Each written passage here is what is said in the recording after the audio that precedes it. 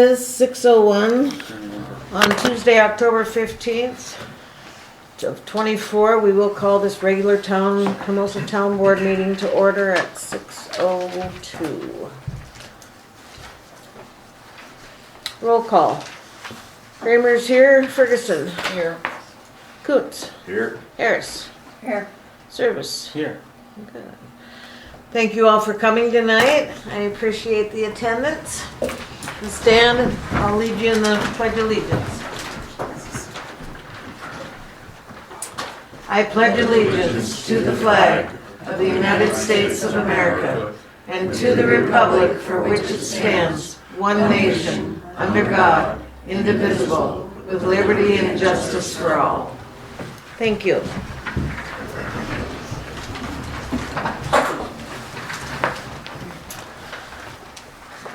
Call for changes, a review of the current agenda items. The one thing that I do know of, Leo is here, but I believe I was told that you will be speaking in November about the conference. Right. We could do it either way. I could give a very brief synopsis tonight. That's all. We'll Or wait. we can wait. Let's wait till November. Good. Okay? We haven't had a chance to look at it. Good, thank you. So that is item 13B. We'll leave that pending until November 5th.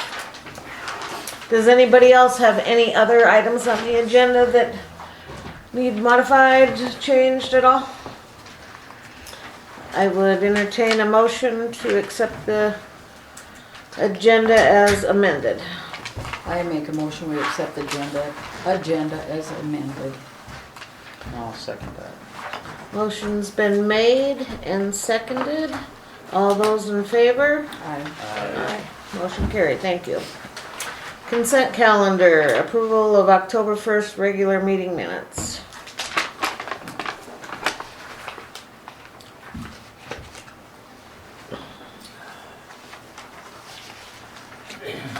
Good. Take a motion. I make a motion we accept the regular meeting minutes for October 1st. Thank you. A second, please. Second. Thank you, Cal. Anybody have any questions, comments? All those in favor? Aye. Aye. Motion carried. Aaron? Aye. Okay. Please declare if you have a conflict of interest, and I would like to tell everybody tonight we are going to, when you want to speak, we'll want you at the podium, and we would like you to introduce yourself so the names are heard on the tape recording, please. So that leaves us with number 5, the Ferguson Waterworks and Meter Automation. We're moving right along. Told you I Hello, could do it. everyone. My name is Brad Klein. I'm with Ferguson Waterworks. I'm here tonight to help educate more, have a conversation on some of your water meters that you have today, and what are maybe some additional options you may have if you wish to choose. This all started, and this is really all I do. I only sell water meters for our company. I've been doing this for about 10 years, so I'm a self-proclaimed water meter expert, but maybe others would challenge that. This all started just like any sales call where you stop and you say, hello, how are you doing? We're looking to expand our business here. We currently support water meters in North Dakota and the the eastern half of South Dakota.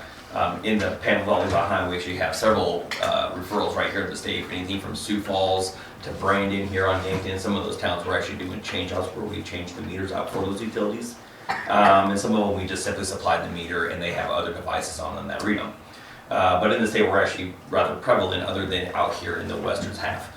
There's other suppliers out here that you've been working with for years, some that are very good and have supported you well. And this is just an opportunity for me to maybe introduce myself as we hope to come to town at some point, but more or less just because of the space you're in with your water meters as of today. And just learning more from stopping in and meeting Terry, a few phone calls with Chuck, and now meeting him in person. Really what you've done today is pretty much on par. It's spot on. You have a system where you walk around and read meters, though that is certainly archaic, we'll call it. It works for towns of this size to some degree. And that's just a scale of economy.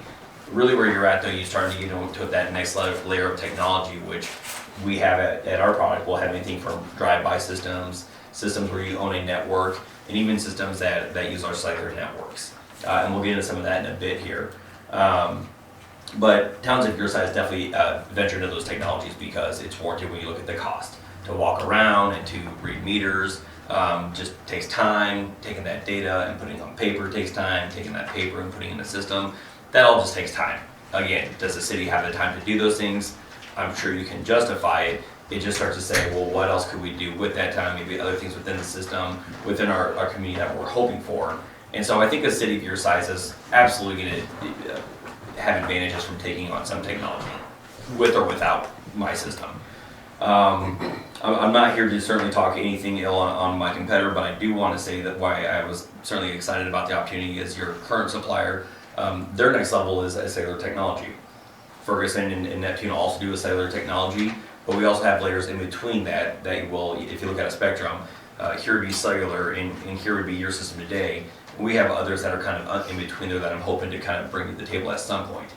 I don't think that point is here tonight. I think tonight the goal is to bring some awareness, maybe some attention, and then if it does get some interest, then you start to kind of do that next layer where you probably bring in more than just me to have a real presentation, maybe a side meeting that's a short meeting where you have people that maybe are, care about that space. Maybe it's the whole board, maybe it's three or four or five people from the board, but then you start to learn about those technologies. I certainly couldn't sit up here today and help you understand in 5, 10, 15 minutes of what I've learned in 10 years. It changes, and I think that's kind of the message I wanted tonight. What you have been doing is been good, it's suitable, and quite frankly, you could continue to do just that if you wanted. But as you're starting to listen to technology from your current supplier, he's only going to have cellular. And that's unique. That manufacturer has kind of just drawn a line in the sand. I think cellular is really, really interesting. It's just, it's a cost item. I can tell you that when you look at cellular, because again, we sell it, it's competitive. We compete against them every day across the country with cellular. You're going to spend easily in 1 month what you would in 1 year with what we call a drive-by system. Now, some may say, well, is a drive-by system data technology? Absolutely not. We're just thankful and lucky. I think that our manufacturer still says we see that as a viable space. There's still a lot of communities out there that are doing that kind of technology, whether they drive around or they set it to a water tower device that can hear those radios. There's still the vast majority of people doing that space. So whether you're big or you're small, I think it's just an opportunity to pause and say, hey, before we go jumping into cellular, what else is out there?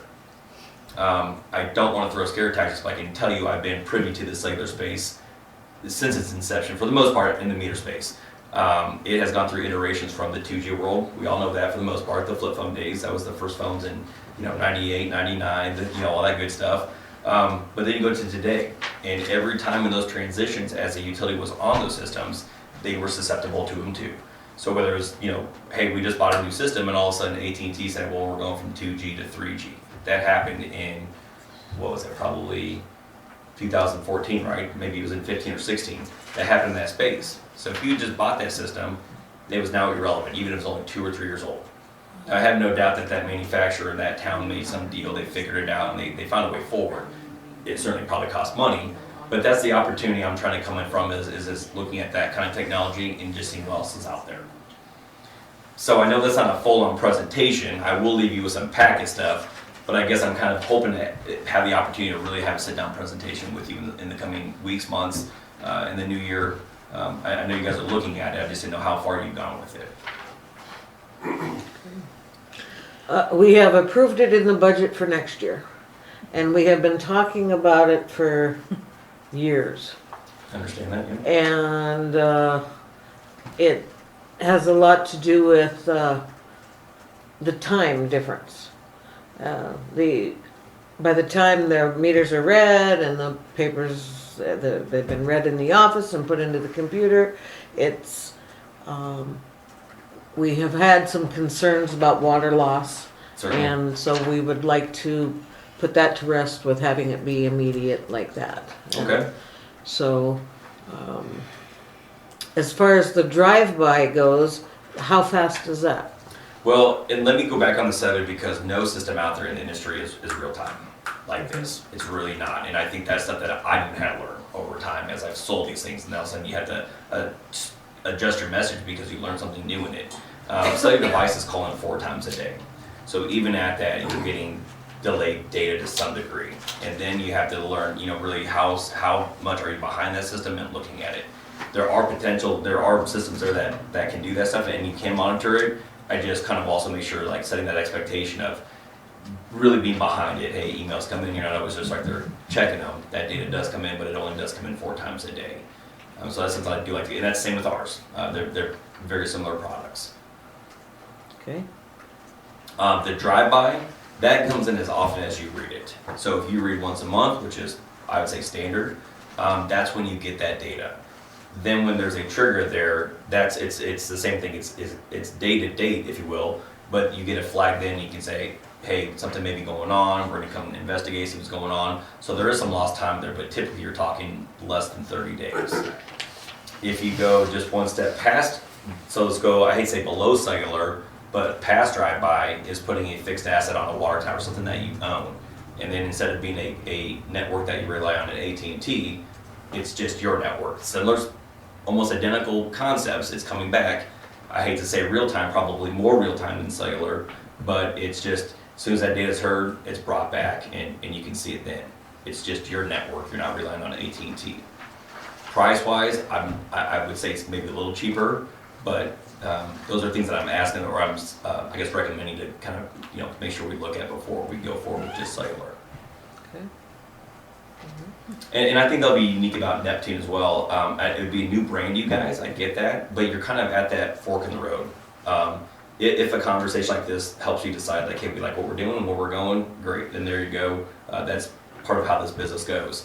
But you're kind of at that point where, hey, if we're willing to make a change, and that's in technology, and yes, that means we're believing a brand, you're kind of at that fork where you have that opportunity to do so today, if you will.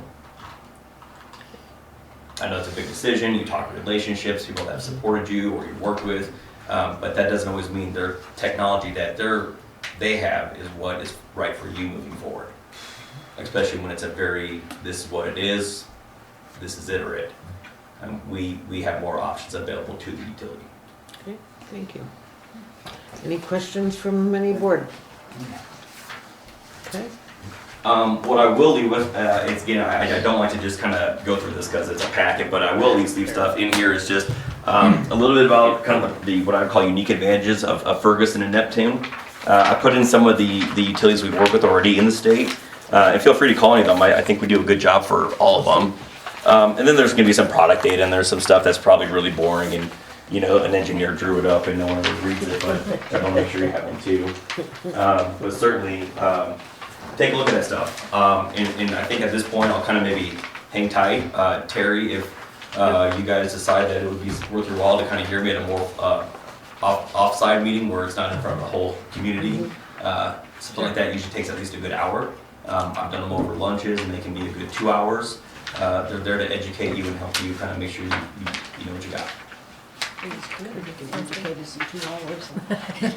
Yeah, and what's funny? I could probably go for 4. It's an example of how long I could really talk for, I think. But I will say thank you for your time. I know you guys got a busy council or board meeting here and a lot going on in the community, but it's an introduction, and I hope we can come again another time. Thank you very much. We appreciate it. Thanks. All right. So we will look at this and discuss it, and if everybody would like to hear a deeper presentation, we'll give them a call and set up another meeting. Okay? All right, thank you. Engineer, you can see Anthony is not here tonight, but we are here we need to rescind the motion for the payment of the smoke testing. And not that we don't want that to happen, because we do, but it was worded in our motion that we were going to be buying the product, the machine, whatever, the testing equipment, and In the September and the September board meeting, and as it turns out, Benish has bought it, and so we need to just change that up. There wasn't actually a motion for you, he was just gonna come back to the next meeting with some information on the cost of it. And then it came up at the October 1st meeting, and he had the cost of $300. But I went back and listened to the recording, and he was just instructed to come back with the cost of what the system would, the equipment would cost to purchase. And it kind of felt like that For us the to town. purchase. Right. And actually, they purchased And then it. and I did talk to him today, and he's got it, and if the town wants to buy it, he's totally willing to. And he said he's got it, it's unopened, and if we wanna purchase it, I think it's $900 and some is what he told me. Okay, but we don't have any motions to rescind then. Well, I don't believe so, because the Okay. only motion you have was at the last meeting, you approved the payment of, which I believe is the finish, to do the actual smoke testing of those 7 properties. Properties, correct. Yeah. Okay, so we have nothing to rescind and nothing, I think we should discuss that then. So how much was the machine? He said it was $900 and some, what he told me today, so. And we approved paying 7 of them at the $300. Which 7 already- sewer customers at $300, which is $2,100. Which Yeah. buys the machine twice. Mhm. And then did he ever give us a cost? He said it would be lower after that when they, 250, I think, was the, That was what he Estimated, yeah. quoted after the first 7. so 50 times 7 is. But I guess my question is, he said that if they would do it, then he would send somebody with to read the data right then and there. and then they would write up all the Yeah. reports So, on the I mean, equipment. is it, Well, I personally think that it's better off just to have them own it Yeah. and them do it. that's what I was gonna say, because of the data and everything, I think it's a less headache for us. Mhm. However, it is a board decision. Well, if we buy it, he'll still do the data, right? It's just a matter of who's paying for the machine, that's what it came down to. Well, but if they're doing all the work with it and doing the reports on it, then we'll get charged for Probably that. probably more than the 300. Yeah. Which was the 250, right? My math shows that at $58 savings on the 7, that's only 350, which is only Mhm. a third of the machine. So Mhm. he's not charging the whole recoup cost to the town, which is what I initially thought. Okay. Where we'd be paying for the machine through Right. that, and they still keep it. So it's I only mean, I about a guess third. later, if we decide later, we could, go ahead and purchase it, but I mean, to get it, And then they can recoup some more. yeah. You know, just the to kinda- next town, I was thinking Yeah. then they're gonna charge them for the price of the machine again. Mhm. But really, it'll be 3 towns before they recoup their money at that savings difference. Yeah. Well, that, and if we own it, we gotta fix it if it breaks. Mhm. So, Mhm. And run it and do the reports and, yeah. So, thank you for that information. It was mhm. better than I thought. Okay. So, do we need to make a motion or we're just fine on it? Everybody's okay with Fine. Benish owning it and Going As long doing as the you're work? okay with that motion to approve the $300 payment on the 7, Fine. that's the only motion you really have. Yeah, Okay. that's I'm good. Everybody good? Okay. 350 extra. So when do we plan on doing this? I haven't heard yet. He did stop this morning, Anthony, and I think he was looking at the 28th, Jill. I think that would. He gave us some forms because we'll need to know the 7 residents to send those to. Rural Water's gonna be doing the main lines on October 29th, and Anthony's gonna do the homes on October 28th. Yeah. Okay.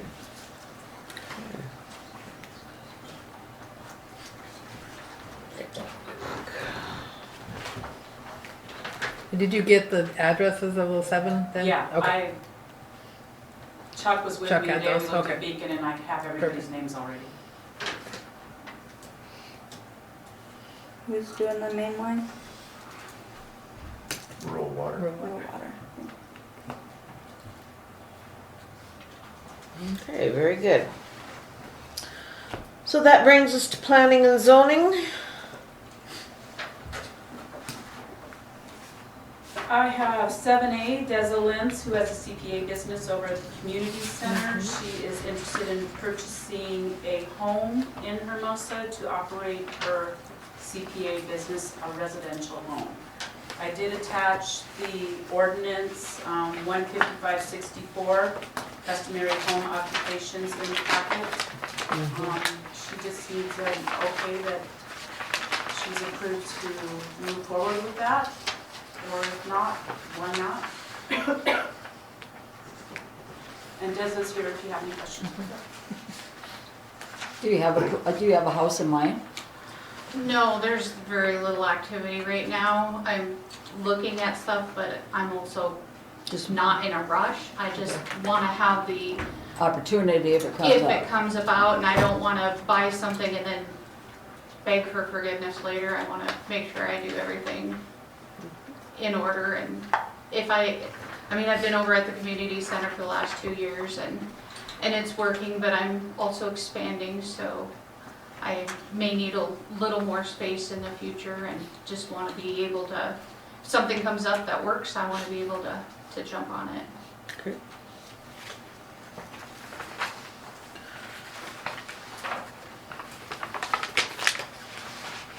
So the ordinances right now don't really allow it, the way I read them. Right. And my opinion on that is that that should be changed. I think home businesses, Doesn't that gal have a, mm-hmm, It allows it Massage if you're center living in in the it, house. in the house. if you're living, right. And there's been a few precedences set, like Kelly Shore when she had her daycare. that's under I think the big thing would be how much traffic there would be. There's actually not a whole lot of traffic. Outside of tax season, I have maybe 3 or 4 clients come in a week. During tax season, I might have 2 or 3 a day for meetings and whatnot, but it's relatively low. In that type of a business, that's what I would expect. A lot of it is done via the internet anymore. Correct. You're expanding your business, will that change that? No, it's just my clientele is getting a little bit bigger, and so I just, mostly it's record keeping space. storage space. That is Well, becoming Gary an has a storage issue. unit, probably would rent I've you. got one. Oh, good.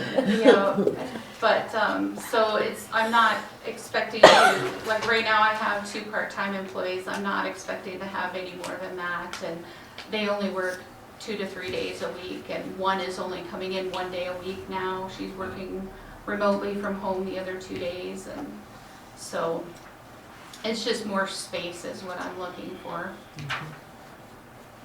So. Well, it's a board decision if we want to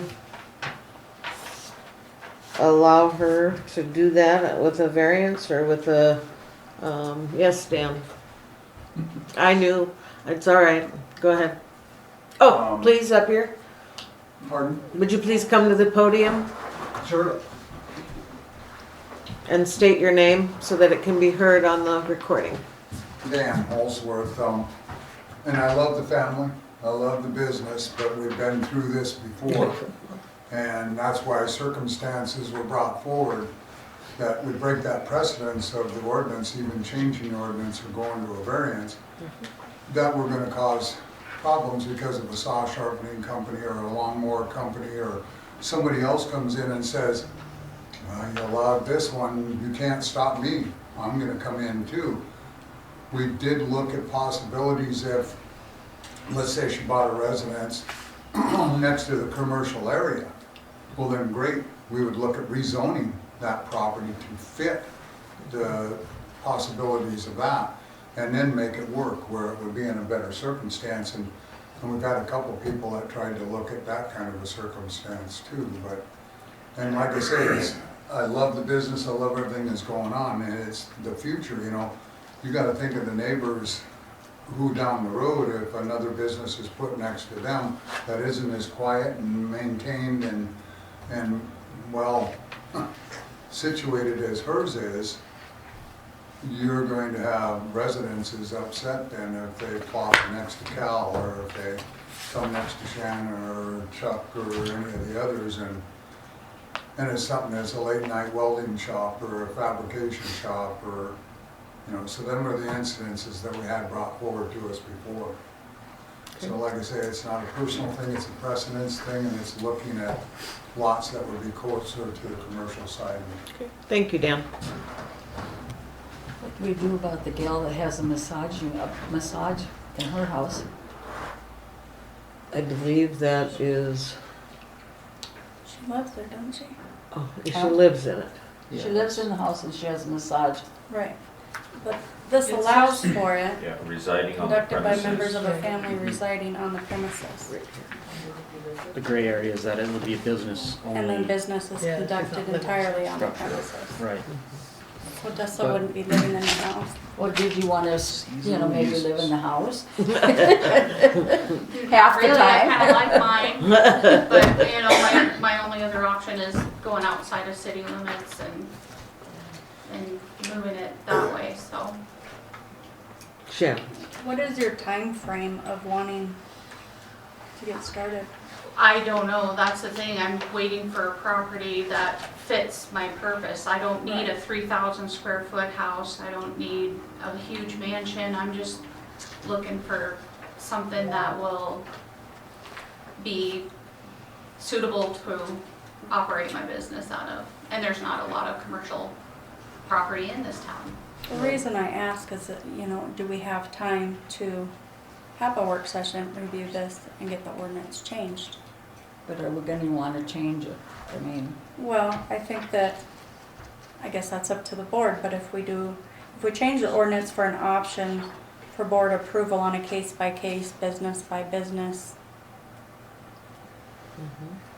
you know, to be determined, that leaves it in the board's hands where it's not black and white. We don't want a welding shop or something, you know, next door to whatever. Okay. So that would be one option, so we're not setting a precedence and continuing to set a precedence to go against our own ordinances Right. if we have enough time to address it. Aaron. I mean, it's really in part gonna come down to where she plans the house, right?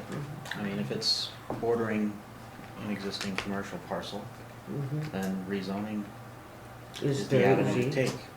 Where if it's in the middle of a residential neighborhood, maybe not. But the one thing here is seasonal uses. What sort of, throughout the year traffic? Do you have traffic throughout the year, or is it really just tax season where you get hit? Tax season is the majority of it. Like today, I had one client come in. So, I mean, it is a year-long, because I do bookkeeping, payroll, and taxes, but tax season is, you know, from February to April 15th is the majority, so. Okay. So throughout the year, there's not gonna be a significant impact on traffic. The impact on traffic would be seasonal. see, remember we tried to rezone that down there for where Chuck has his shop at. Yeah. Neighbors, there was one neighbor that Yep. didn't want it, so. And that still comes down to whether she lives in the house or not, Yeah, she is the was- ordinance. Well, when the complaint was in the house. So how does everybody feel about having a work session on this and discussing it further? Yeah. Everybody's okay with that? Well, as long as she's not in no big hurry, but I. If something comes up, get a hold of the office and we'll move it forward faster. What smells hot? Sounds great. That works. Look at the heat. Is it all heat? The heat's on, yeah. All right, thank you very much for Yes, coming. Thank you. Thanks, Deborah. I have 7B, which is 259 Donna Street, floodplain application for a shed.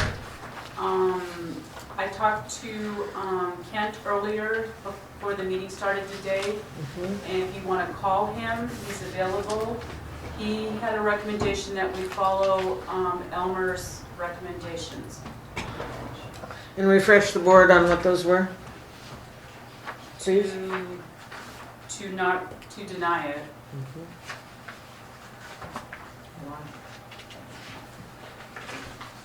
Thank you, Jill. Any, Bonnie's here. if Wait, she why? wants to. why? Why? Because of it being on the floodplain. I see there are sheds on the ground next to wooden fences all over my neighborhood, on my street, on the other side of the street. They're everywhere. Mine cannot be the only one that is in that situation.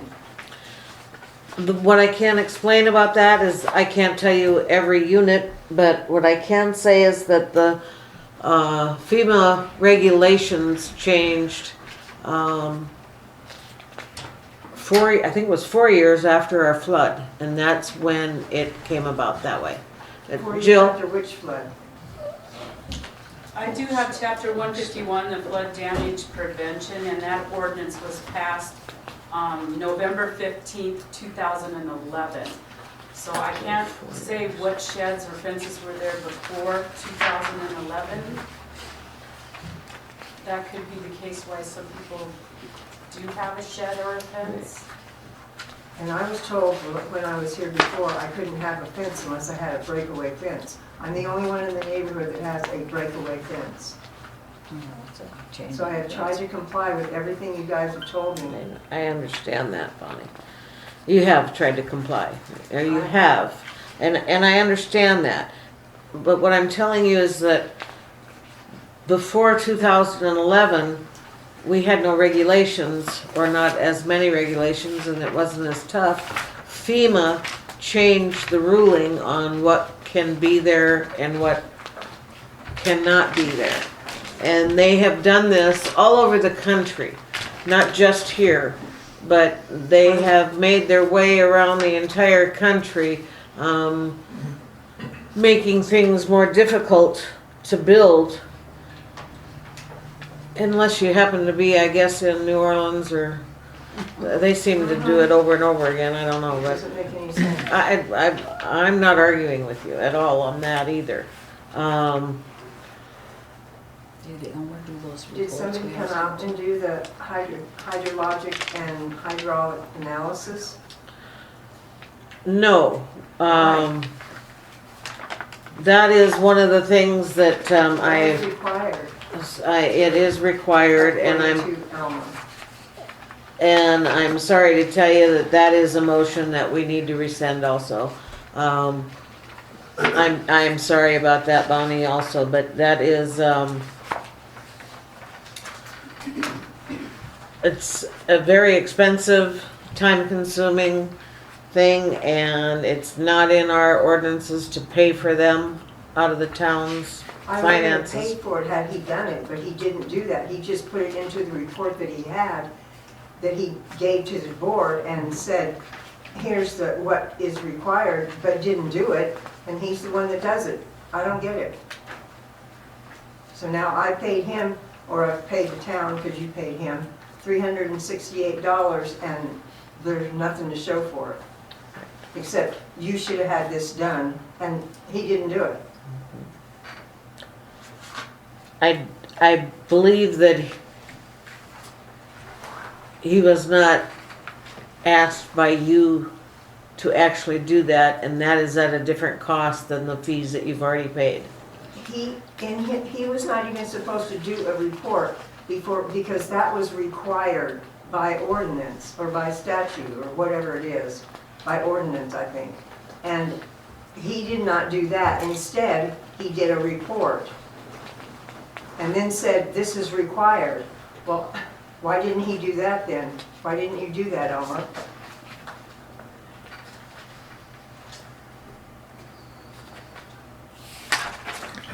Am I out of order to say that I think it's to save you money because he wanted to make Right. sure that the board would even approve that rather than just doing it and then making you pay a bill on something that we might not approve? Am I I had to pay a misunderstanding bill that? anyway. For something It would have that been told an me- additional For something amount. that told me I had to have the other thing to begin with. So it's just like telling me, well, pay this amount and we'll still deny you because you didn't get this done. I didn't have any control over that. That was I his think he job. was trying to avoid tripling that charge by doing it and then it's still getting denied. I can't imagine that the hydraulic study would have been, I can't imagine either, but he didn't do it, so it Cheaper. doesn't matter whether it would be good or bad. so do we want to move forward with it and then charge her a study even though it may not be approved? I mean, am I understanding this incorrectly? Why was it rescinded? Because it was too costly for the town? Is that right? We have not rescinded it yet. That's what you're going to do though. I thought we had approved to do that test. Yes, we did, and at the work Speak up, session. Donna. Donna said that she thought that we had voted to pay for that, Mm-hmm, and we did. mm-hmm. And we had a work session and And then- discussed it, and We decided to deny it. we decided to rescind our motion. Okay. I wasn't No, there. no, I you were- apologize. no, you I were missed not that. there. So, Okay. I can't do anything about it, so I guess I'll just put up with whatever you guys say. You're the board. I am sorry about that. The one thing that we were going to discuss with you is the fact of the possibility of moving your home. I'm not gonna move my home. That's where I live. The home itself could be moved onto a piece of property that is not in the floodplain. And FEMA Can we pay grants, for the piece of property? no, Exactly. I can't FEMA afford grants at this time, I think they were 80% that the FEMA grant would pay for that move. Gary did it with one of the duplexes several years ago. it. I know which one you're talking about. mhm. The one near Pops. And it is still a possibility to do those things. And I know it's not an ideal situation. No, because I can't afford the other 20% anyway. We would sure like to find grants and possibilities for those things to be done cheaper, and I know that we will continue to look for grants for that to happen, so that it's not an 80%. It's 90 or 95 or 98%, whatever, for those of you that would choose to move. But it isn't, it's unfortunate all the way around for everybody. So when the flood, if a flood was to come through, then all those fences that are put up, what are you gonna do about that? They're all gonna grab debris and keep it there and flood the rest of the place? I don't understand why my shed would make a difference. I don't get it, since there are so many fences up. Wooden fences, I mean, and chain link fences.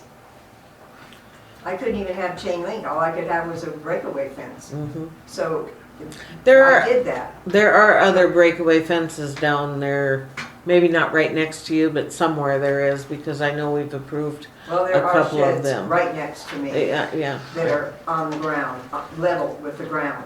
Mhm. They're not put up high on blocks or anything. And were they within the, what do you call it, The area? floodplain, yes. No, not the According to the floodplain. map, Not the floodplain, Floodway. Floodway. not the floodway either. Where the flow, where they put in the flow areas that, I don't know, I haven't seen a flood come through, so I don't know where the water's gonna go.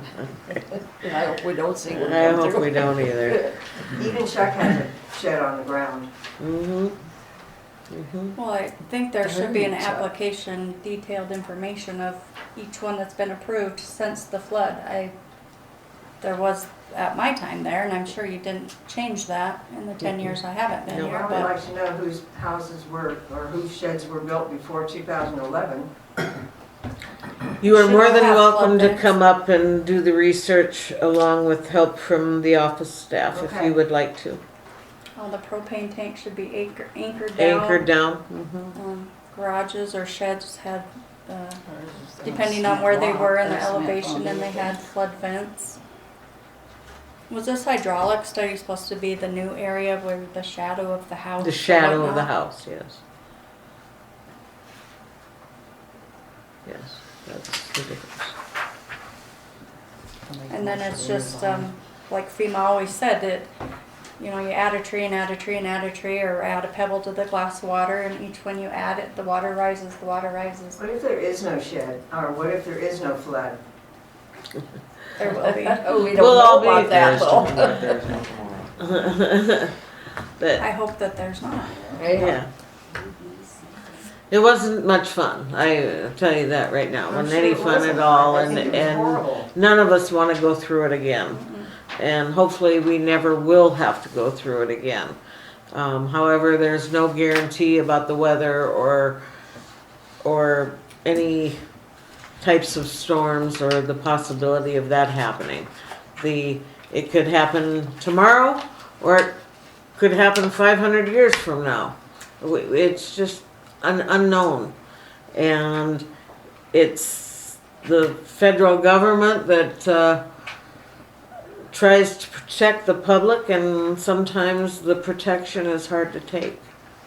That's, It doesn't seem much like protection when everybody else has one. It's gonna do the same thing if they're in the way. It doesn't make any sense. and that is, like I said before, the rule, most of those were probably put in before the rules were changed by the federal government.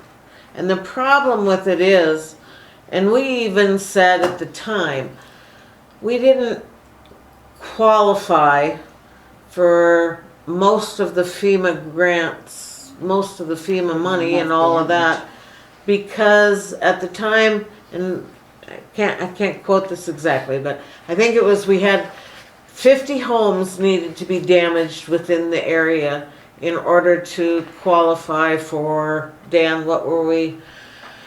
To be able to have a national There disaster you type go. reaction, that they would come in and cover everything.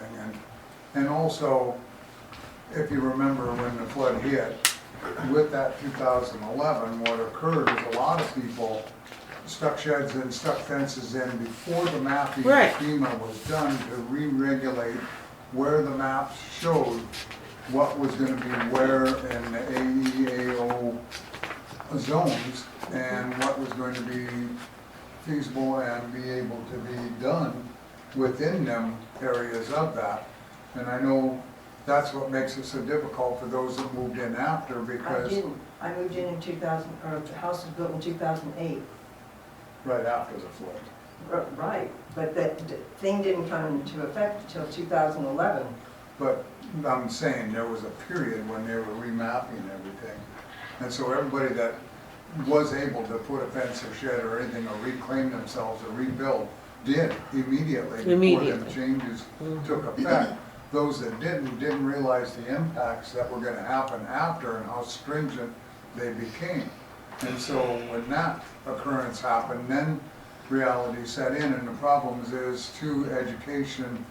Some of them that bought weren't told by realtors what the problems were gonna be, what they were gonna be involved with the insurance, all them circumstances. So that makes it difficult too, and I think in the applications, like the bonding you were approved with the carport, that it should have been stated after that, you may not be approved for the shed, and maybe think twice about the fees. If you're not gonna be approved, maybe do an informational before you do and come in for the board before the fees were charged. And then you could have been told before the engineer was involved. And I think that's something we talked about too at the work session, maybe as people in that area are, that we're gonna have to be more educational on that side. It's a difficult and, sorry, spot. It's the government taking over everything that you do. They come in and then they decide, we own you now, and we can do whatever we want, and we can do it this year, even though we didn't do it when it was necessary. that is kind of correct. But, and like I said, the 50 homes, we didn't meet that. We had 48 as I recall. However, that it made us feel like, okay, maybe we should never deal with it. You know, maybe we shouldn't worry about that. But the board and the town and the people decided at that point that if we had a worse scenario, tornado Yeah. could take out, if is If you have right. a tornado, it's not gonna matter what you have. It can hit you or it cannot hit you, whatever. Exactly, but whether or not FEMA would help us depends on what we do now with sheds and fences and Following their rules. following the rules that they have set forth. And it's frustrating. It's frustrating for us too. It's like I told you before, we don't love saying no to you. It's not easy for us either. We all know that we all would like to have sheds and garages and it's Probably most of you do. very difficult. But the majority of the town is not on floodplain, floodway areas. And so we are doing what we have to do because of FEMA. Chuck. Well, just to clarify some of it, my house and shed are listed in the floodway, not floodplain, floodway. And they both withstood the flood. And they were there before the Yes, flood. and they never moved. My shed, my house, got a lot of damage in my garage, got no water in my house because of the elevation. It was higher, and when I was building it, everybody was scoffing about how high the foundation was out of the ground, and was a poured foundation rather than block. And it met the criteria, and it withstood the storm. It stood right there. When I got to it, the only damage was in the garage because that was a lower level, and the shed stayed exactly where it is now. Never moved. But others moved. No, sure they did. Yeah. Okay. Aaron. I think it's kind of black and white here. We just can't without the hydraulic. I think the only way we could possibly is if there was evidence where another structure had been approved in spite of this ordinance as a precedent. If we're not presented with that, we have to go. We have to go with the ordinance. So if they do research and find that there's a precedent of a situation where this ordinance was ignored previously, we just have to follow it. And so would you like to make a motion to I'll make rescind a motion to rescind the motion from last meeting for the study to be paid for by the town? Okay. And the reasoning partly is because we just did discuss during the work session that the carport structure also had the same requirement, and it was done then, correct? An engineering study was done on that carport before the town approved it. Right. Only thing you have asked is for them to do the engineering study for the shed. Same thing that they did back something like 10 years ago to get approval of the carport. Right. Which it seems like they've conveniently forgot that they did it the last time. And if they did it the last time, they should have that paperwork Well, it's different for what they've got now. For what they've got now. Okay. But I admit that it was Tony that applied for it. And now we're dealing with another different member of the family, but they complied with the requirements when they wanted to put in the carport. And you're going to be looking at exactly the same requirements probably at the next meeting when we look at Mathany's place, which is just across the fence, and those sheds that she keeps referring to were approved prior to the floodway being effective. Completely comply. Now, the difference is, I look all this stuff up and keep track of it. So, Thank you. Could you provide an estimate of what the hydraulic study would cost her if she wants to have it done? I just say probably between $1,000 to $2,000, something like that. It depends on how good a background data. I have Just a rough printed estimate. off, and I'll give her a copy, and I can get them to you, a full description of how to go through the hydraulic analysis in these floodways. Okay. And it's a fairly recent publication. I had gathered all this through the years, and FEMA put out a new publication in 2019 that takes you step by step through the process. Okay. They're just a little behind you. Pardon? They're just a little behind you. You had yours done first. Thank you for that. I just had to collect it from a lot of different sources because you couldn't get it in one neat place. Yeah. And then they've made this publication recently. Okay. Thank you. All right, motion's been made. Do I have a second? I'll second that motion. Kevin's sitting over there. He's not saying no. He's saying no to me. All right. Any further discussion? All those in favor? Aye. Aye. I'm gonna abstain from this one. Oh, I abstained from the right. first one. You're right. Yep. So I'll abstain from this one also. Okay, thank you. Motion carried, board. All right, Jill?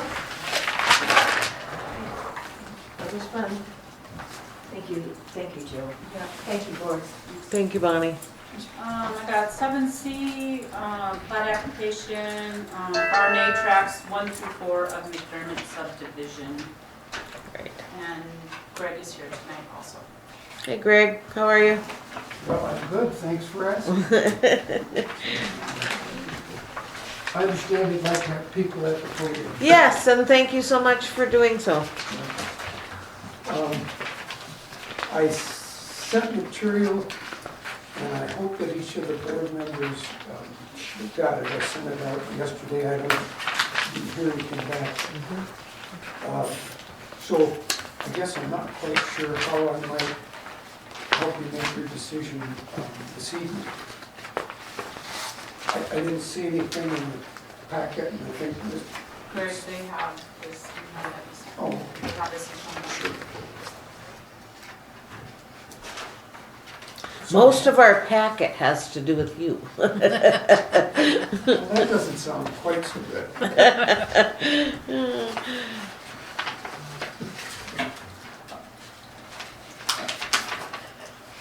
I guess if there's questions that you on the board have, I can make some comments, and I'm sure that Mr. Clayton could as well. But if you have questions from perhaps the material that I've submitted over the past 10 days, I'd sure try to respond to those, so I'm kind of focused on what it is that you have questions about. We need tabs on them. I know, so I'm going through it, trying to find where I... Might I ask, you said there's stuff you've submitted in just the last few days.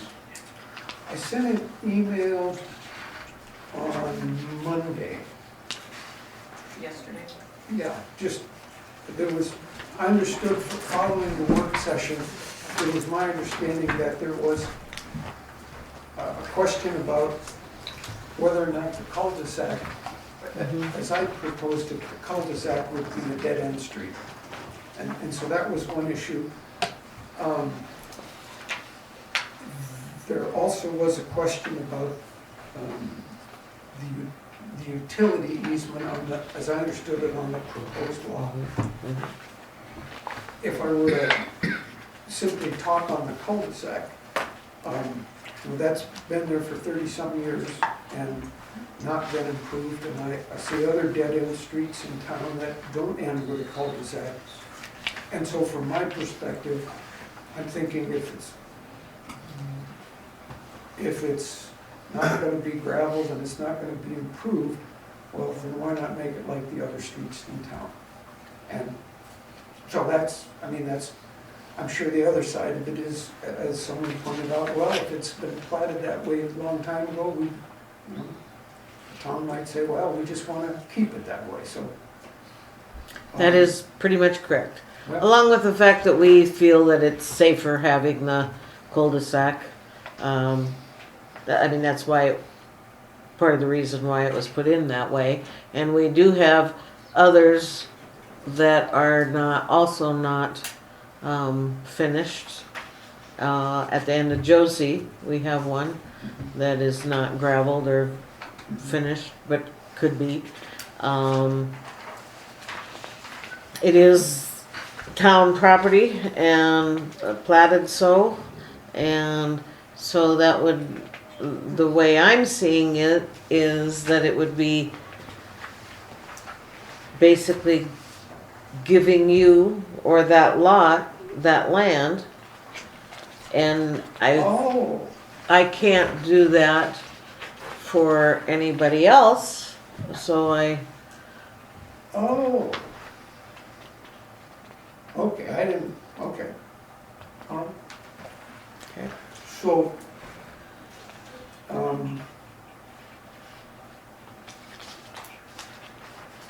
well, I guess I look at it and I think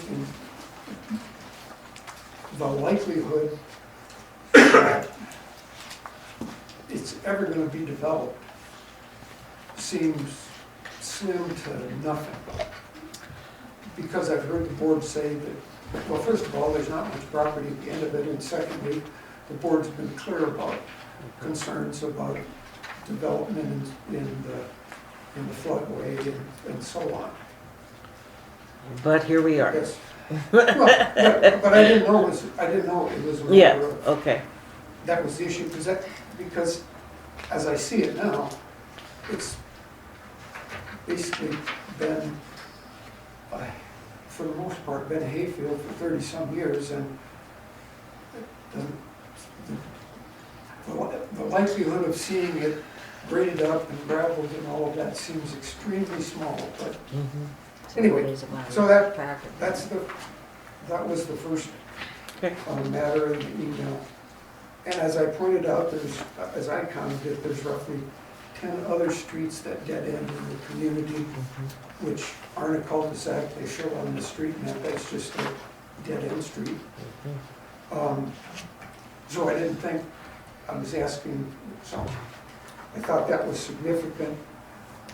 And also in the comprehensive plan, Appendix A, there's no indication at any time in the future when the town in fact has some kind of a plan in place to improve or utilize that.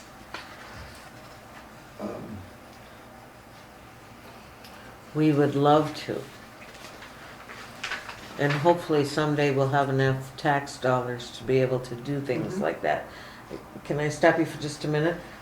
Well, another one of the town's concern is water and sewer. Oh, Because, eventually, way in the back of your mind, you do have plans of doing something with this property. So how, it's water and sewer. well, I guess to respond to that, when Prebbles lived on the property, they put in water and sewer. And so, as these lots that are right adjacent to the town line are approved, I presume they'll just run a service line in the same way that Prebbles did. It would be shorter. Now, I don't have I mean, this is just a preliminary plat, I don't have house locations, I don't intend to have house locations, and so it's difficult to go to that step when all I'm talking about is just trying to get the lots platted. Does that, but I understand your concern about, what I'm understanding is your question is about, well, where are the sewer and water lines going to go? And I would expect they would go in the easement area along the edge of the lots for utilities. And Chuck, is that a possibility? Well, that water and sewer was put in for one individual home. Yes. Right. You know, that is not there anymore, however, the plat is looking at more lots than just one. If you're building an individual one house, that's a possibility that it could hook up to that existing water line and the lift station. But it certainly is not going to work for more than one. Can't service more than one home. Right, it was put in. Or for more than one individual. lot. And it seems kind of strange to me that when you're sitting here denying, simple things like a shed or whatever, there's no building, then you're entertaining building another house. I'm the dirty bastard that put the whole thing in to start with. So consequently, you know, I've been blamed for a lot of things along the way. So I don't understand why you would allow build more houses in an area that's already in the floodplain. The ordinance is very clear. I mean, my house and shed, as I explained before, withstood the flood because it was built to specs. And there was lots of water went on both sides of my house, and it stayed. With very little damage. So that's an exception to the rule. There's 36 houses down there and they all sustained damage, every one of them. So, I mean, you know that you're asked to permit to build another house in the troubled area. If I may, if I can do this. I think I had a question. Did you have- Yeah. I was just gonna comment that I think we made it really clear at the first meeting that this was in no way intended and he was okay with moving forward, that we were approving any building going down there. It's a plat application. Why would And the you requirements plat it if for you a don't have plat. intentions of building? I'm sorry? Why would you plat it if you don't have intentions of building? He said his son's intends to try to build on it. However, we made it clear that that may not be approved at all. So you're going to let him replat it? And he then still wants to then move forward with refuse the plat. We building can't permit? deny him the opportunity to do it. Go to the expense of platting. That would be a and question for him. Refuse a building permit? That's what Platting we, is the did we reason not? why you get building permits. I think we made that pretty clear. But this is, are we commenting on this to the county? Well, the Or county Do would, we control this plat as an application? Did the county send it to us for comment since it's outside it, no, bordering the town?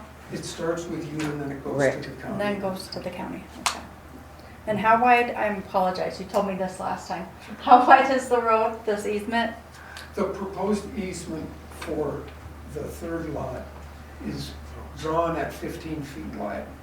Under the ordinance, there's a private, the Hermosa ordinance, there's a private access road that requires a minimum of 12 foot of, I think it's gravel pathway or right of way.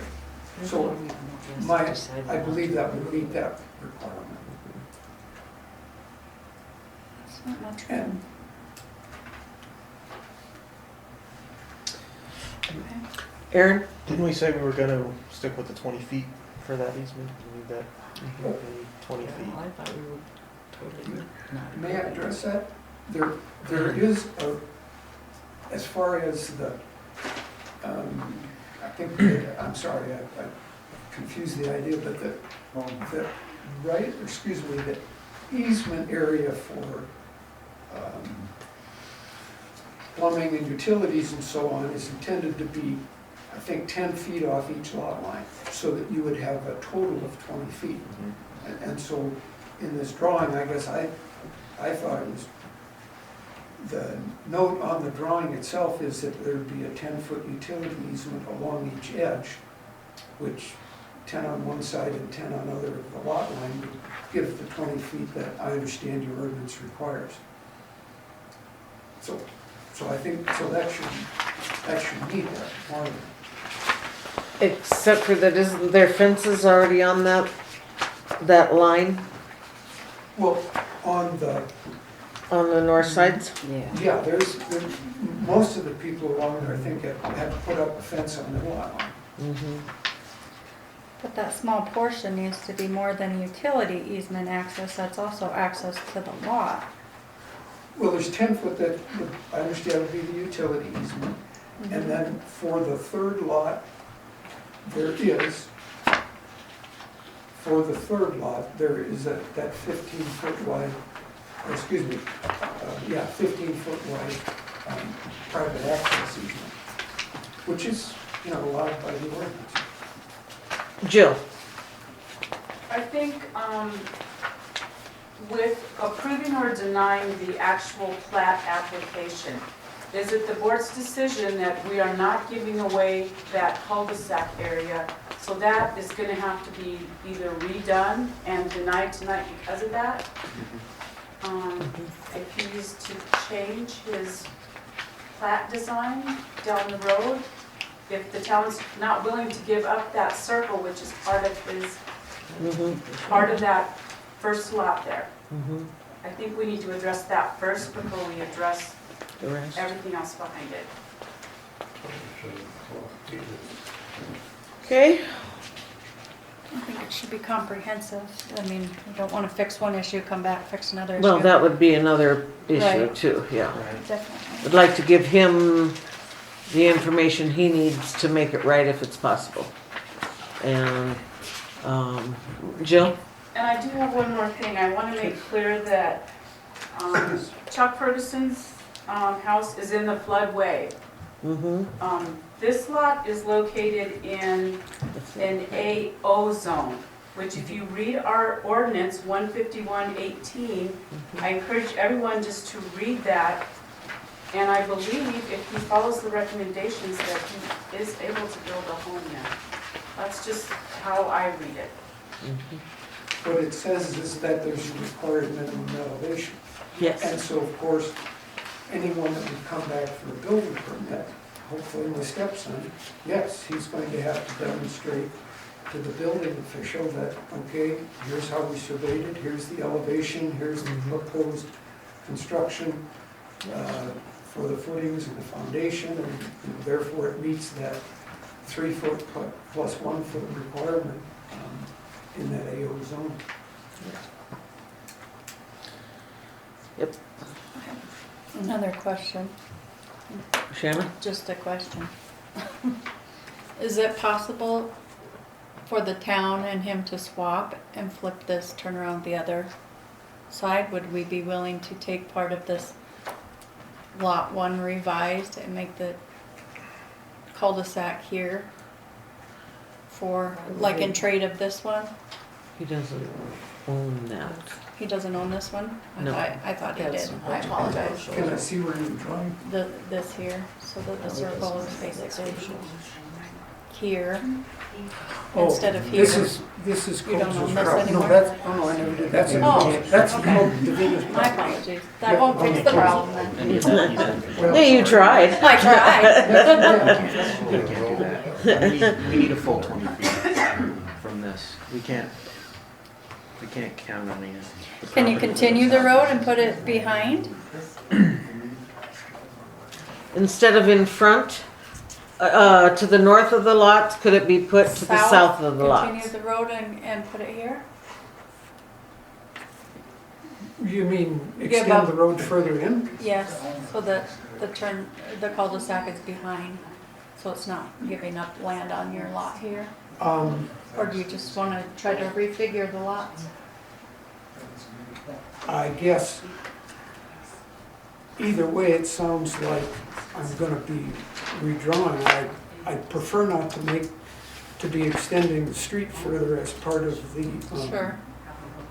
as part of the development. I mean, I just thought it was, We wanna try to follow our ordinances yeah, but I don't know. and that provide the- that emergency turnaround, so how do we fix it? Well, I guess if you tell me that's the way it is, we're not gonna approve it, then, I mean, I'm not wanting to encourage that, but I'm not sure how to proceed. I mean, we could try and work something out tonight, but, you know, it's 2 months since I made the application. I and that's understand fine. that. If we're making progress, that's fine, but, like, if the lots, if the configuration of the lots as they're proposed would only be approved if there was a cul-de-sac conveyed to the town in, you know, on another portion of the property. I'm willing to consider that if I know exactly what it is that I'm being asked to do. And all I mean by that is if we have the conversation tonight, I mean, if I go out and hire a surveyor, I want to be sure that this is the only hurdle I have to get over to have it approved. And I don't mean that in an uncooperative way, but I understand. if my stepson wants to, at some point, if I can't get this done, he's not going to be able to build a house, and that's how life is, that's how it is. But I'm not completely opposed to what you say, Ms. Harris, as far as, I mean, the other alternative is I might just simply tell him, look, here's the lot, and this is where you're at, and if you know, if you can't make some kind of a small house work on that, then I'm really sorry. So, but I'm not completely opposed to it. And the other option is to make it 2 lots rather than 3. Sure. So you're starting it here and not giving up extra, but was there a reason he wanted How do 3 you- there rather than 2? For Oh, your my son-in-law? thought was that, simply that if there's 2 lots there, I just thought, well, make 3 of them along there, and if somebody's Sure. interested, fine, and if nobody's interested, then the whole parcel is there and somebody else can develop it. Well, it would My just be primary another interest- option for you, I guess. No, I mean, initially, I don't recall who I spoke with, but the initial indication that I'd received was, well, whether you plat for 1 lot or you plat for 3 lots, it really doesn't, Right. you know, it really doesn't make any difference. Well, if I'm gonna go through the cost of doing this, I just as soon have the opportunity to have 2 or 3 there to sell. And again, under the ordinance, that access for the 3rd lot by that private easement, you know, that's permitted under your ordinance. So if moving the cul-de-sac was the key to having it approved, I'd want to know how much it needed to be moved, but I'd sure be inclined to try and do it.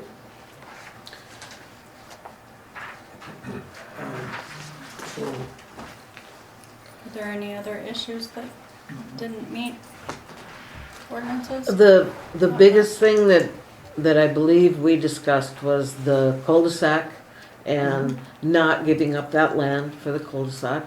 So if you wanted to trade the city land for a cul-de-sac lower, further south than the actual lot, that is a possibility. And the easements, with doing that, it would be a possibility for the entrance to those lots to be from the south rather than from the north. What I think I hear you saying is move the cul-de-sac down Mm-hmm. and reconfigure the lots so they're kind of a triangular shape and they all front on the cul-de-sac. Is No. that what you're saying? No, you could take a private road, so as, You just wanna move this yellow line down with the new circle? So you're moving the utilities.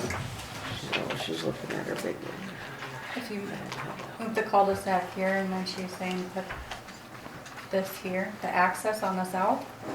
A private access, Oh, So that would be- 15 wide private access. right. there Mm-hmm. To all of them. Then the The utilities. town would not own that private access. The town would not do the maintenance on Understood. that road. It would be, as it's shown there, it would be flipped to the south rather than the north side. Mm-hmm. And then the utilities would be within that 15? Well, is there a particular reason that you want it on the south side instead of on the north side? For that private access? The private access, Yeah. I mean, it needs to be big enough so that there's no problem getting into the utilities and the driveway also. So that when the utilities need to be worked on, the private driveway, the private road that you would own there, for those 3 lots is not disturbed by doing work on the utilities. okay. So what you're saying is that there needs to be 10-foot easement on the edge of the lot for the utilities, and then in addition to that, there needs to be at least 12-foot easement for the private access road. Okay? 22? And you're saying you want it on the south side Well, rather than on the it north really side? doesn't matter. Other than the cul-de-sac would be down there to go off of, which would be, but the cul-de-sac doesn't have to be, we own that and we want to continue to own that. Hang on just a minute. Dan, you had something? Yeah, I guess I'm kind of lost from the work session of where the discussion went, of what all transpired from I the wasn't work there. session. But the work session, I know Shannon wasn't there to hear any of the conversation that went on there either. And the circumstance with Elmer on that was, number one, I'd like to hear Elmer's opinion on this whole thing. Number two is that it was basically that there was one lot there before and that it would be good to use one lot only again now because the one lot in the middle of them where Prebles was floodplain. And so by developing these other lots, there was never a conversation the other night about cul-de-sac or about changing access or about anything. There was a discussion about utilities and what circumstances are gonna be on that. That one lot, if Greg's gonna do the development, then have Elmer recommend is what was said in the previous portion of it.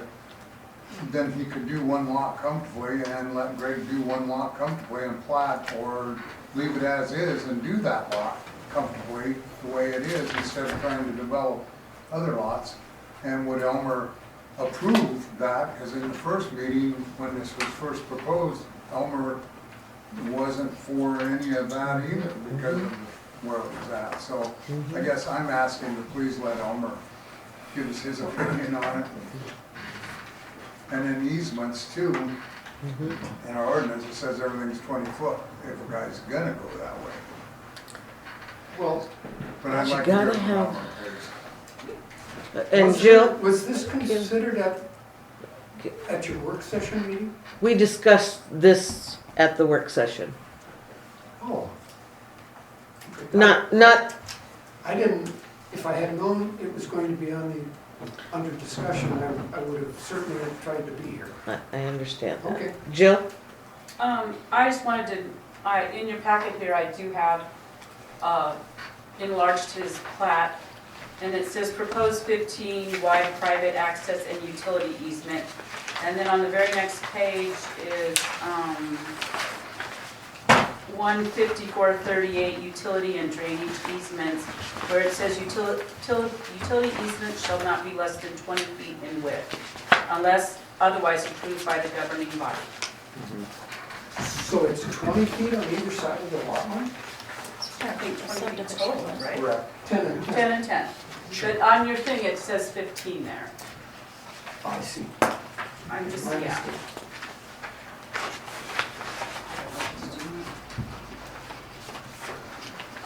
Aaron, Yeah, so you're talking about the lot line as in, so 10 feet on your lots and then 10 feet on the opposing property. My understanding is there would already be 10 feet on the other side. There's those other pieces of land, there are structures all along.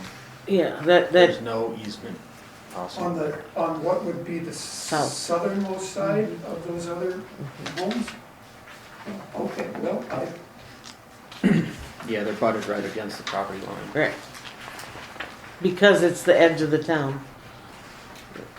And the utilities, okay. From the street. So on the,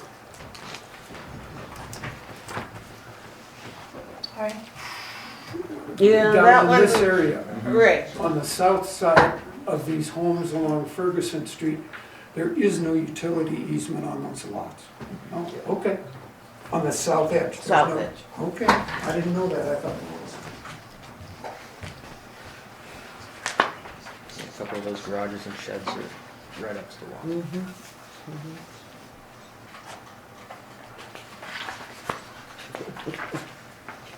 Dan?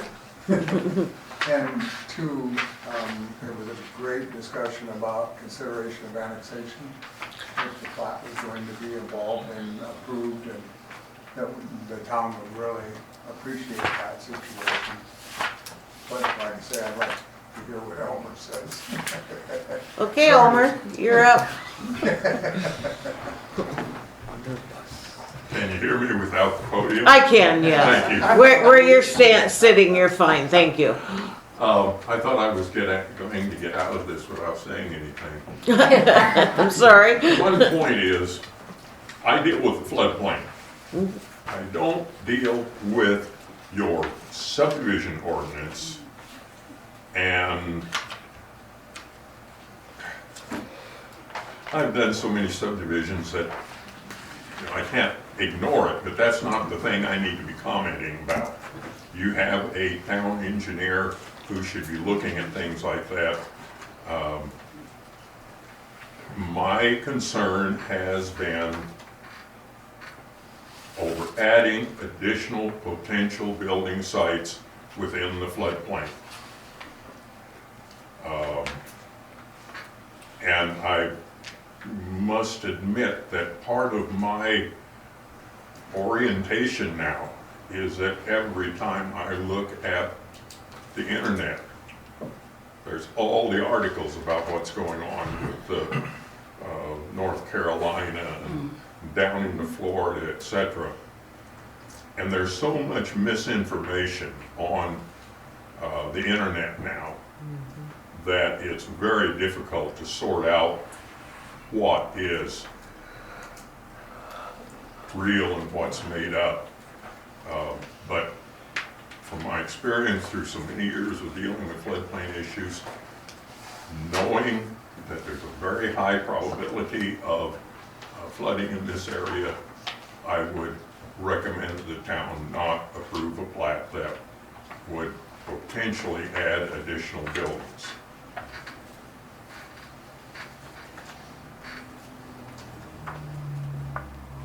Thank you.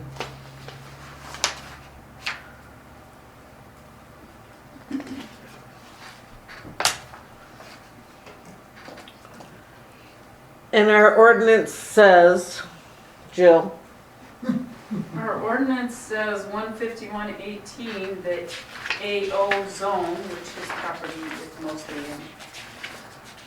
A, all new construction and substantial improvements of residential structures have the lowest floor, including basement, elevated above the highest adjacent grade at least 1 foot higher than the depth number specified in feet on the community's firm, at least 3 feet if no depth number is specified.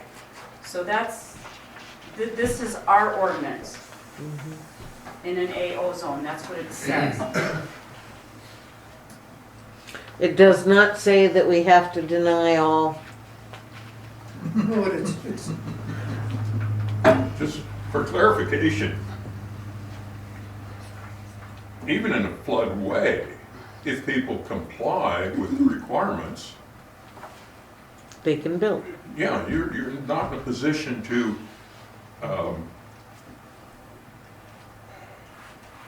stop all development. Right. It's been proven case after case that as long as an entity complies with the floodplain ordinance and developers keep trying to run it through the courts and turn it down, as long as you comply with that ordinance, you're on solid ground. And as I said, my only concern is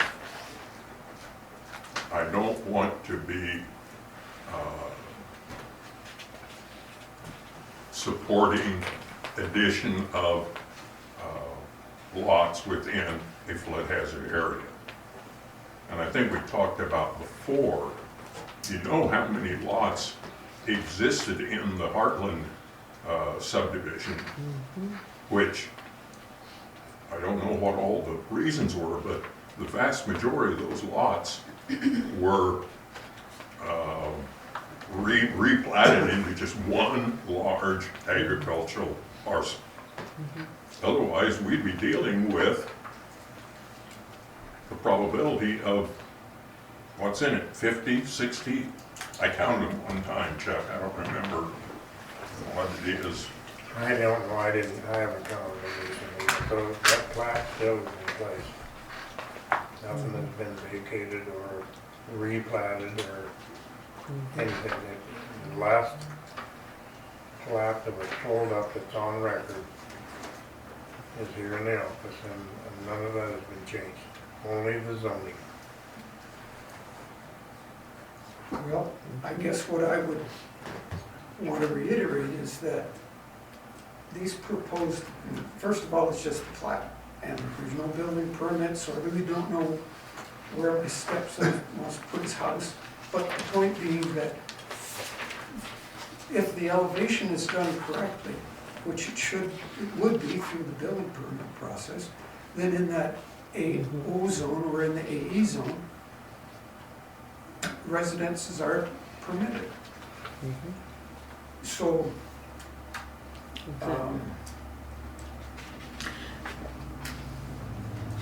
so I'm struggling with how to work through this without just, well, work through it the way it seems that the ordinance allows. Because I think Mr. Claycomb, the ordinance would allow, essentially, if you get 4 feet of elevation in an AO zone, then you should be okay under the FEMA regs. Wouldn't that be accurate? In terms of The having minimum a structure elevation, that meets the minimum elevation requirement. correct. That's my reading of it, is in the AO zone, you have to be 3 foot up and then 1 foot above that. Which, I mean, are we agree, am I right in understanding of that? Yes. So, which of course has to be done when somebody comes in for a building permit. And certainly anybody that would look at the flood map, see it's an AO zone, and then want to get a building permit approved where they're 2 feet up instead of 4 feet up, well, they're just I understand, they're just wasting everybody's time. But again, from the perspective of being able to own a home and being able to finance it, there's gotta be a lot before the bank Right. is gonna talk to anybody seriously about lending that kind of money. Correct. So, I believe what has to be done here is we have to deny the plat that you have because of the cul-de-sac area and because of the easement areas, and then come back. I think those are the only two that are really the issue. Two reasons. I understand what you said about not wanting to approve the proposed plat because it vacates a portion of the public right-of-way in the cul-de-sac. I didn't understand the other reason that may be in the motion to deny the easement for the access to the lots. So we need the 10 feet, 20 feet total. So you want 20 feet total off one lot, not 10 and 10? But I think, maybe for clarification, the issue with the water and sewer has nothing to do with the lot lines between the lots. They're not gonna run water and sewer there.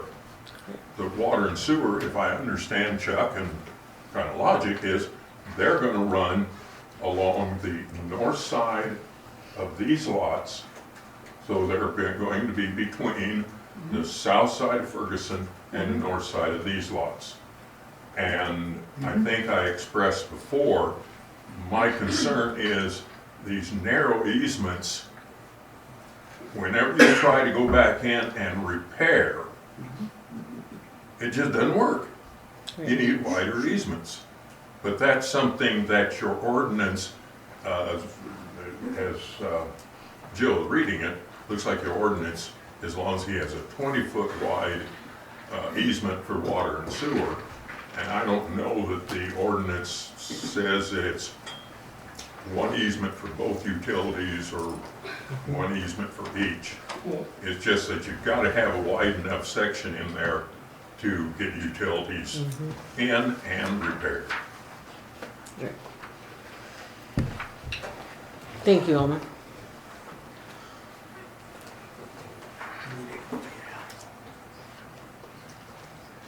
So what I'm understanding then is that the reason that is being proposed for denial is because it's a 10-foot utility easement across the north portion of these three lots. And this needs to be 20 feet because there's nothing on the other side. Okay, I understand that. And I also understand that, yeah. Okay.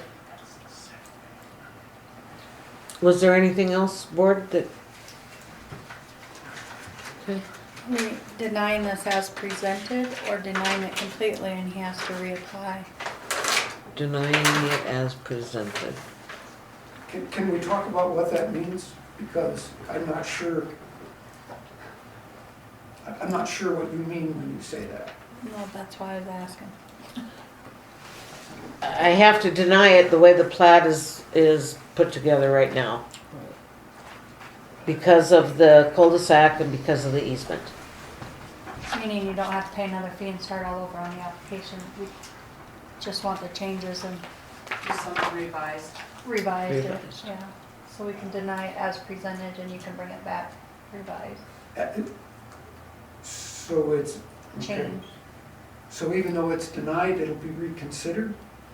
I mean, I If you don't make wanna. the changes, yes, we can continue on. Okay. And is this Is something that that? correct? Continue on. Yes. I'm sorry, Greg. And then, so this is something that could be presented, I guess you don't have a meeting until when? 5th of November. So it stays on the agenda and continues. Dan? And for Greg's purposes, and I know in the past on what we've done on plats too, the engineer, even though it's in our ordinance and it says it's 20 feet, can ask for more if he feels it's in a tight area. And maybe we've had circumstances where they wanted 30 feet on other plats because of the location. And if you're gonna make, let's say, annexation a part of the condition, then you need to let him know that now before he goes into his decision-making, because this is, as the engineers before have always said, a great time to ask the developer to please, we would like you to annex, this way we get the infrastructure, we get the tax revenue, so on and so forth. What we have off of that situation too. So for Greg's purposes, it's great to be upfront about all of that and help him through that when he's doing his decision making, and in my opinion, as well as the cul-de-sac is what you've referenced, and then talk over with Anthony on this, if Anthony feels that's a big enough easement. Is there anything else? Anthony's our other engineer, he's not seen any of this yet, just trying to get on there.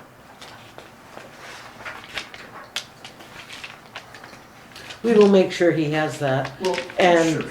and we will discuss that with him before the next meeting, so. So what I'm understanding you're talking about is a denial because the utility easement on the north side should be 20 feet.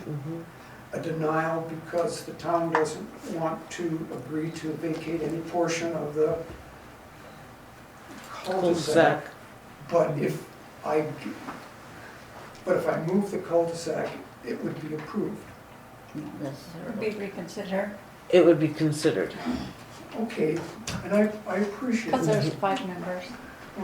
I'm in favor of it, as long as it meets all the requirements. I understand that, but I just heard something about go meeting with another engineer about maybe there'd be something else that would be required. And so I'm just trying to. Go ahead. I do recall asking you what you thought of annexation, if you'd be willing to. Where are you at on that? Would you be willing to as a requirement, because that, I'm willing to consider it, but here's my concern. We're having this discussion and we're having this. And what I think I'm hearing is, well, there's these 3 conditions and then maybe we'll approve it. I don't mean any discourtesy by this, but you want to know exactly what you Well, need to get it approved I'm and into move it, on. I'm into it for 2 months and it looks like it's gonna be at least another month. And I'm just not, So how about if we give this to the engineer, find out for sure if it meets his standards, what he thinks the town needs to do, okay. and then we'll get back with you on any other changes other than, The ones listed. yes. So it'll The just 2, be right? kind of continued until your next board meeting? Is that what I'm hearing? Well, it will be continued anyway. I mean, if you're still willing to go through this, but those 2 things are what we see needs to be done, but we will talk to Anthony about it, and so we can leave this totally pending Okay. until the it's next, but We need to make them, I think it should, yeah. we need to We make a should motion. deny the plat as presented. presented. Provide it to the engineer to provide his staff report mhm, and give that information. as soon to as Bonnie, possible. yes, so he can revise it and bring it back, and also leave it on the agenda, Yes. so that you're not starting. So is that the motion you're making? Sure. Okay, motion's been made. Do I have a second? I'll second. Motion's been seconded. Finally. Sorry. All those in favor? Aye. Aye. Aye. Motion carried. So the motion, the decision then is to deny it as presented. Mhm. Am I correct that it's gonna be reconsidered at your November meeting? Mhm. We will get this to Anthony ASAP and ask for him to have it answer to us before the November meeting so that we can tell you Okay, that it either meets or what he thinks needs to be done in addition. That'll give you a chance to make. That'll those give you, revisions yes. Before November 5th. All right, thank you for your time. Thank you, Greg. It is 7:45. Next one's good. Jill, Elmer wants to 70 residential building digging permit for 100 North Wilder, Elmer? Gary He Hunsacker. raised his hand.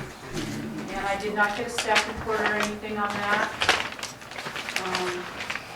He's been building houses over there, I think he knows what he's doing. Too funny. Elmer, did you have something? I'm sorry. I just wanted to know if I'm needed for anything else. Not that I don't love sitting here and listening to this. Make some cookies and donuts. All right. I think you're all done. You'll fall asleep sitting up there. You'll fall asleep. Okay, Gary. Okay, one who don't know me, I'm Gary Hunsaker, G&G Development, and I've been building houses down here in G&G Development. This will be the 15th house. And there is no floodplain. And I got my site plan and everything there. And Too bad.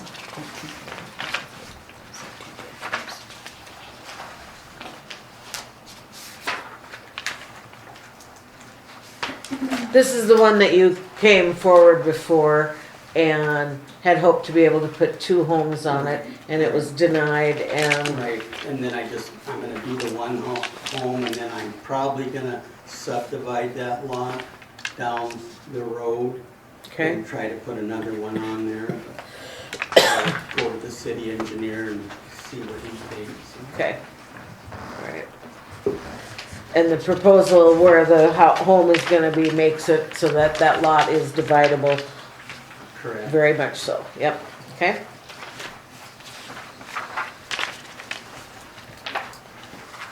And P and Z's recommendation is to approve it. Approve it. Chuck maybe had some concerns about the drainage down there, but I did add on our residential building permit. Right on the permit that appropriate drainage must be maintained, and that was signed by Gary Hunsacker. I'm sorry, Jill. Excuse me? Thank you, Elmer, drive careful. Yep. Oh. Hey, What's Thanks, that? We're Elmer. gonna bring this Wilder out. Where's that gonna be? Tell me. I was saying goodbye to Elmer. So, so you are aware, Of the drainage, and I've met with Chuck on it, and we have it figured out.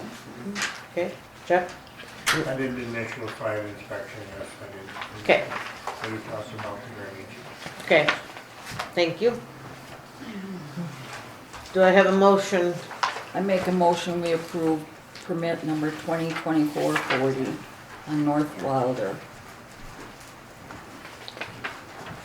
I have a motion, do I have a second? I'll second it. Yeah.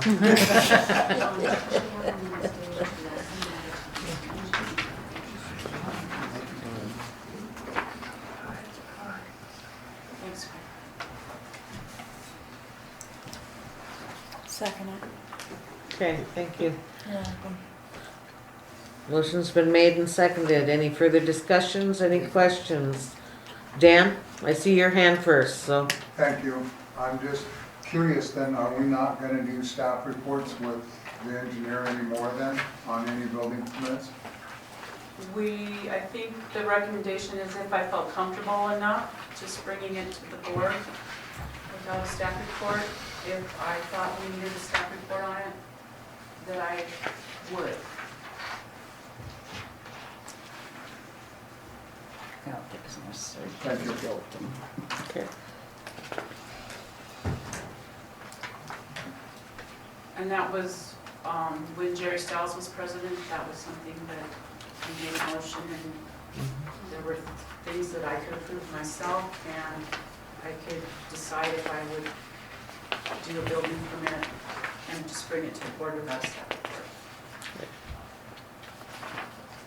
Okay, So we can amend that motion based on Jill Biggs, based on what? on Jill's, Recommendations? yeah, there you go. Okay. I said Jill Biggs, her last name, Jill. Okay. Now, what did we do? Amended the motion, just to say that Jill's recommendation is to pass it. Okay, I'm with that. Okay. All right, all those in favor Aye. Of the amendment? of the amendment? Yeah. And then, Aye. okay, all those in favor of the actual motion? Aye. Aye. Motion carried, thank you. Okay, thank you. Sorry, Gary, that you were here so long. Leave them no better. You have nothing better to do, I'm told. Go home and argue with wife.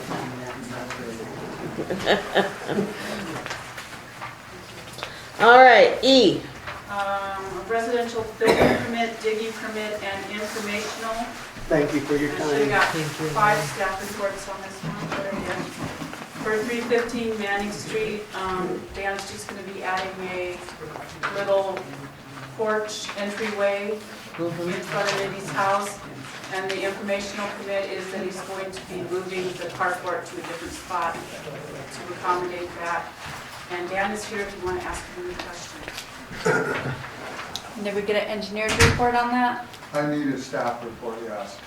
I thought he knew these doing, so I like the 4 staff reports myself. I was gonna Too bad. Oh, 5, I'm sorry.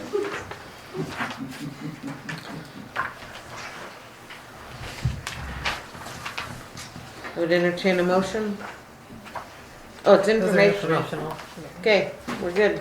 No, he's got a building, he's gonna be building, he's gonna be digging, and the informational permit is just to move the carport that's already there. All right, thank you. Okay, A motion to approve the building portion of it building and digging. and digging. And Okay. acknowledge the informational. Okay. Motion's been made by Shannon. Do I have a second? Also, based on Jill's recommendation. Jill's recommendation. I think that should be included. Sorry.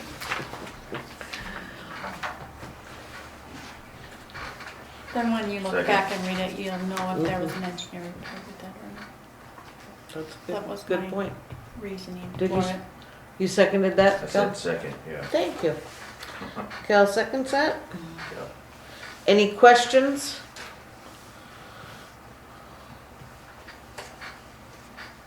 All those in favor? Aye. Aye. Aye. Aye, motion carried, thank you. 7F is just an informational permit to build a 6-foot privacy fence, just to FYI. Okay. Thank you for that. Did we update our fence, or is that not the front? Is it the front has to be 5? Second, right? 5 foot privacy in the back, and sides can be 6, right? It says in the backyard, yeah. Perfect. All right, very good. Do we Yep. need to do anything? All Do those in anything favor? else? Did I say that already? All those in Thinking favor? we need a Aye. motion. Oh, no No, motion. we don't have to do a That's That's fine. what I was asking, do we have to? No, Nope. because it's an Informational, sorry. Okay, claims. Wake up.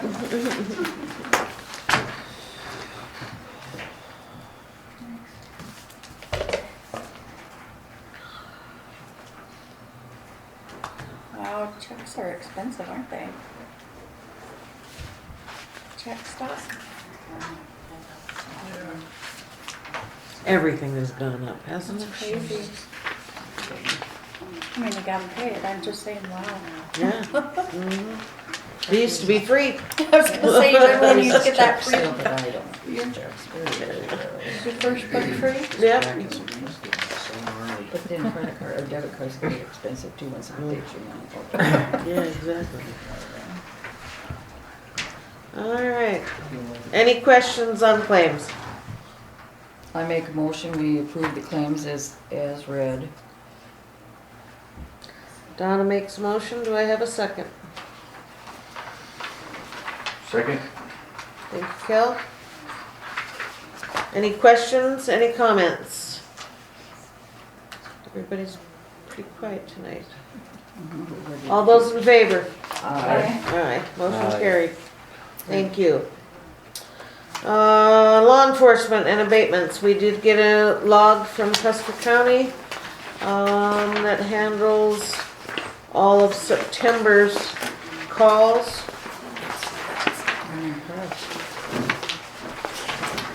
Yeah, and I apologize, I didn't get it in the packet, but I printed you a copy. Oh, the packet's big enough anyway. Yeah.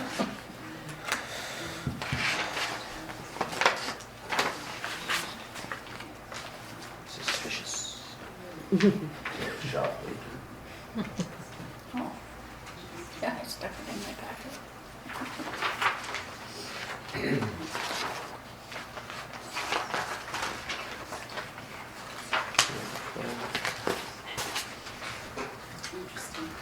Um, 51 calls.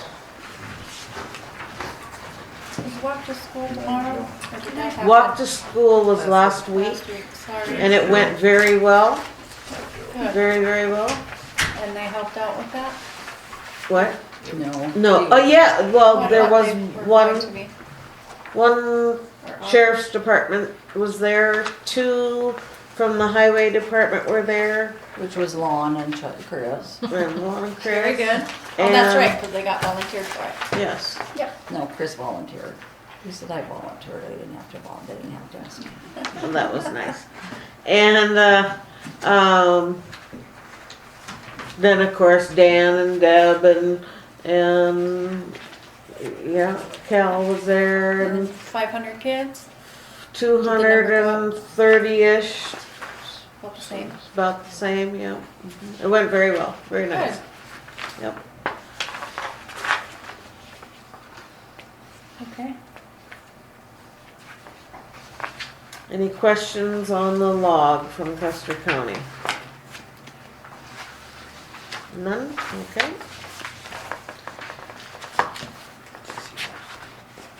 There are nothing on the abatements. They've all been, the ones that came through have all been addressed. Legal, 10 would be legal and the TIF. So, this is what we have learned since the last meeting. At the last meeting, we voted to not rescind the TIF Right. because of the information that we had. And now we have even more information, and That was to direct Anthony and Ken to. I make a motion, we should give it back to him. It's not our money to spend, so why are we keeping it? we voted to keep it, as I recall, we voted to keep it. You voted to Yes. have them do an amendment to the TIF. Amendment to the TIF. So basically by keeping it. Kent still believes and would like more time. He called me, I believe it was Saturday, and asked me to leave this pending until the next meeting. However, through more research, Anthony and Neil and I talked to the other guy too from the bank, wasn't it? Toby. Toby, and from everything we understand, Meyer Henry are totally against that. And due to that, I am willing, it's up to the board if you want to leave this pending until Kent can be at the next meeting. If you don't and you want to rescind it, our motion and dissolve the TIF at tonight's meeting, that is a board decision. So I would entertain a motion to whatever the board member believes should be done at this time. I make a motion that we give back the TIF. It is not our money, and with giving it back, Dissolve it. dissolve it, okay? Okay. Dissolve it. with dissolving it, it opens the door for maybe getting more money down the road. Okay. Motion's been made. Do I have a second to that motion? I will second that motion. Thank you, Okay. Aaron. Motion's been made and seconded. Cal, do you have, Yeah, so, you know, it's been a couple of weeks now, right? Kicking this around. I still think it's the right thing to keep the TIF. I believe that Kent's estimation of the legalities of it is correct at this time. However, there's, you know, I don't want to speak too cryptically, but there's like forces arrayed against us keeping this TIF and using it to pay for the well. And if we proceed on this path, it can affect our ability to get financing for the projects that we have right now. So, and that's how it was explained to me. And so I don't think that we should jeopardize our financing for our current projects at all. It would be nice to keep this TIF, the TIF money, and use it to pay for the well through the amendment process. However, like I mentioned, and that's how it was explained to me, so I'm gonna have to support the dissolution of the TIF. However, I would like to just make the comment that it technically is the town of Hermosa's money. That's where the money came from. That was the source of the fund. So just wanted to make that quick point. correct. Okay. Thank you, Cal. Any other board members? Aaron? I think it's pretty clear everybody sees this well as a really good project. We'll find the money we need for it. We won't take a loan if we need to. This TIF is too much of a risky way to do that. So we need to forfeit it. And the park, that's been talked about, I think we all want to do that. There are other things that we want to do. We'll find the money in a way that won't risk our future. Good point. We'll make it happen. If we want it, we have time. We'll do these projects, but without risk. Okay. Cal, another comment? Yeah, there's no question, I don't think, that we're gonna get the funding for the well. I mean, that's part of the SRF, the SRF loan. But it's, the way it was described to me is that the financial institutions can possibly see this TIF money as a liability on our balance sheet. And so that's going to impact their decision making on whether they want to extend loans to us. And so, you know, as far as it is now, the way I understand it is, if we dissolve this TIF, we're just going to fall back to the position that we were before, where we have a SRF loan for the well, and we're getting the financing through Colliers to finish up the wastewater treatment facility. And as far as I understand it, we're funded on everything that we need to do. And so it's not a matter of us having to find money. We already have it, basically. We just have to finish the process up. And trying to run through this TIF amendment process will hold up the financing of our projects. And so that's my concern in the way that it was described to me. And so I think the responsible thing to do would be to dissolve the TIF. However, as I stated, I think using the money would have been good. However, it comes with too many strings right now. So anyway. Okay. Shanna, any comments? It's a hard one. I believe in Kent's description or, you know, how it all works. I would have liked to seen that money used on the well just to save money for our citizens on their bills. That was my number one. Let's use it and be done with it. And also sometimes on financing, it's good to have that on your books because you can get a matching grant for it. You know, where you're putting up money and they'll match that amount of money. At times. So it's not always a bad thing to have that. And I can see both sides of it, definitely. It's just a hard one.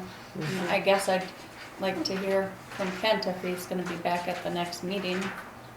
We have until, we're not starting this project until the beginning of the year, right? But there are things that need to be Done done. prior to that. Yes, there are things that need to be done. And we did ask him to have that ready at the next meeting, and he put it in Anthony's hands because he was going to be gone. So I'm kind of disappointed we don't have that tonight. Okay. I don't know what to do. Okay. I really don't. Donna? Well, it's the point that I have talked to several citizens and they said that money is not the town's. They need to give it back with the understanding that down the road we may be able to recover some of that money back. I mean, we still get 60,000 of it. No. Not quite. No. The number 30. So I got the levies from the auditor and kind of did a rough estimate of what we would get returned to us. It'd be about just under 40,000. We would get back and would go into our general fund to spend however we need it. The That school's was for gonna get. administrative fees and all that over the years. We have $214,840 sitting in there right now. School's gonna get about 62.8%. Custer County's gonna get 14.8%. Battle Creek Fire District's gonna get 4.6%, and then we'll get 17.8% of that.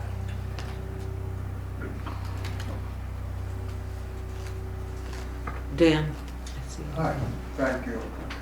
It's a very tough decision, and I'm very happy that Cal explained that to Donna, that it is the town's money, because that TIF district was developed in our community, and the monies came from just within that district to provide them money. So it's not like it was an out-of-county situation.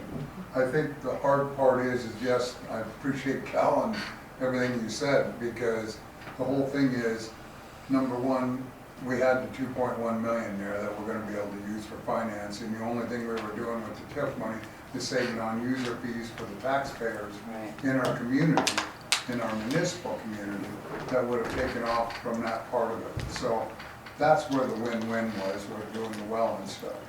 It's sad that it's being used against us in a circumstance that financing in the future will be harmed if we don't use this money in the project. And to me, you get closer to socialism when you have them circumstances develop where you take the abilities from a small community to make their own decisions. So I appreciate the board's decision, because it's a very hard one and a very difficult one when you've got that amount of money and you've got good projects that the money's going to be completely spent on and utilized for a good purpose. And so I'm hoping in the openness of where this is situated at, that it will develop a good relationship for a second TIF, because we do have developments, and it will recreate that. And I appreciate Aaron making that comment, because it will open the door for development and help bring that back and help us recreate. And Shanna, I can't say enough about your feelings about Kent and the positive attitude that, yep, I feel he's within his boundaries, but yet, as what has been stated by Linda and by all the others, and I appreciate that too, Linda, from you. It's been a hard decision, because you've been involved in the whole thing all the way since day one, that we need to do the right thing, and we don't need more circumstances coming back on us, as it's been a hard, rocky road coming up, and we're trying to mend that road. So thank you guys for all being honest and being across the board, because that's what I've always stated about the board, is that you have your opinions and it comes out in your personalities to express where you feel from the heart. So thank you guys. Thank you. Leo? Please, Uh, thank you. First, I want to thank you for sending me to that economic development conference last week. And so this is a little bit of the payback because one of the sessions was on TIFs.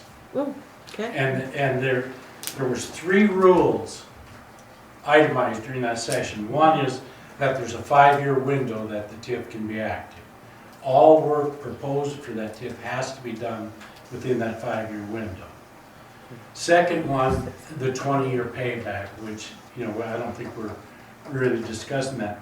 The other thing is that all money for that TIF must be used within the boundaries of the TIF. That doesn't include the town of Hermosa. That includes the defined boundary for that TIF. And so I don't think you have an option here, if I want to believe what was expressed in that economic development conference. And I'm not proposing that I'm an expert. I just happen to have those 3 notes written down from last week. I'm glad you went and that you got something from it. Yeah. I hope you got more than that. I brought my notepad with me, huh? I guess I will state my opinion. My opinion has always been, if it was legal, we should keep the money. And our attorney believes that it is legal because of the wording. And that is why we kept it, we voted to keep it last meeting. However, the problem comes with, how long will it take him to defend this? How long are we going to be in court battle? How long are we going to be waiting for anything? And because of that, I don't believe that it is worth the risk. And we need these projects to go forward, all of them. And we need the other entities in the state to Not look so sour. not, thank you. That was a not good the way to wording, put it. but- It's a nice way to put it. It was good. And so for that reason, I will also, Can I ask you about the court? What, you think he would be battling it in court against I do. county or the- I believe that he would have to go to court on it. I am, I you can know, totally see that happening with government now that you mention it. I mean, the stuff just tends to drag on and drag on. drag on and doesn't it? drag on, exactly. And excuse me for saying so, I say it to Kent all the time, but it's how I firmly believe. Laws and regulations and rules have been written with this gray area in it. And that is so that another attorney can disagree, and It's a fine line. it's a fine line. It is a fine line, but that puts a lot of attorneys at work. Well, we And don't want everyone at each other's throat. And we I don't. wasn't thinking that we would wind up in court. I was thinking that Kent said we could use it and we use it. right, but I firmly believe that the other sides are in belief enough, and their Right. attorneys are in belief enough that it would come down to a court case, and like I said, and the time. And we don't And- have time for that. And we don't have time. We don't have time, Or money. and I mean, it's and over we in also know September anyway, right? we also know that the rest of the entities can use the money just as much as Hermosa could use it, and we have to firmly believe that they'll put it to good use. And that's my words, and Thank you. I'll take a vote now. Aye. Aye. Hi. Thank you. Aye. I think we made a very good choice. A Oh, very tough choice. yeah, very it's tough, Very tough, tough. but I think in the long run, it's gonna be a good one. Motion carried.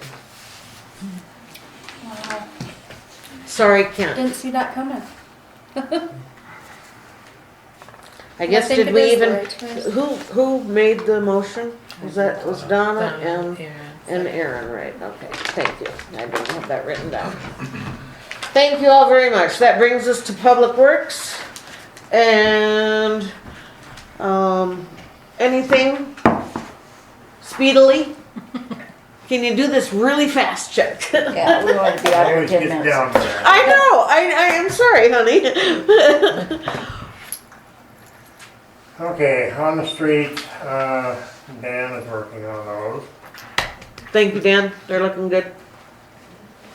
Street lights, we have, I think, 3, maybe 4.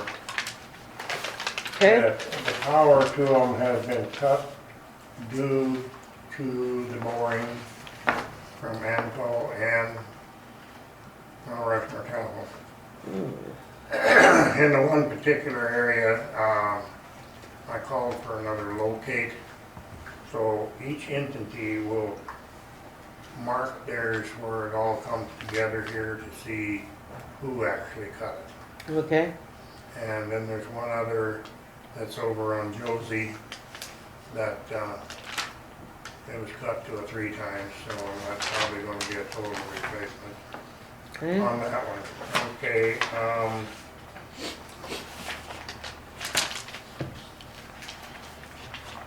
these wires will have to be, some of them will have to maybe be totally replaced, some can be, as I explained before, these cow lights are wired directly to the transformers because those lights are billed directly to the town, not off a metered situation. So they actually have to physically come and disconnect it in the transformer boxes so they can be repaired, then they come back and hook them back up. So there's been a delay in these particular lights, and I know different ones on that block have expressed that there's been 3 lights out. Well, the problem is, the same people that cut those wires knocked these lights out. Because some of these lines are pretty near a block. Apart. Because when I put them in way back when, you know, they could only come out of these green main boxes. So to get a light in that particular area, we had to trench the cables in for quite long distances. They don't hold very much power, so, you know, like a 12-2 is very small wire, but when they cut it, we still have to repair it. So that's on the lights. Water situation. Tomorrow we're going to do, and it's been, the notices have been sent out. We're going to do the flushing system. Rural Water is coming to assist tomorrow. I'm assuming it'll take most of the day. Okay. And the weather's cooperating to where when they flush that water out, it probably isn't going to cause any problems for certain areas. The fact that the chlorine level is down as low as it is, most generally, I've always run our chlorine level as low as I could and still maintain positive testing for more than one reason, because chlorine is a cancer-causing agent. And I run it as low as I can to be able to maintain good water samples. So that eliminates the need for dechlorinization of fire hydrants, that the water is, chlorine's low enough that it's not going to affect the grass. Similar to what people are watering their lawns with now.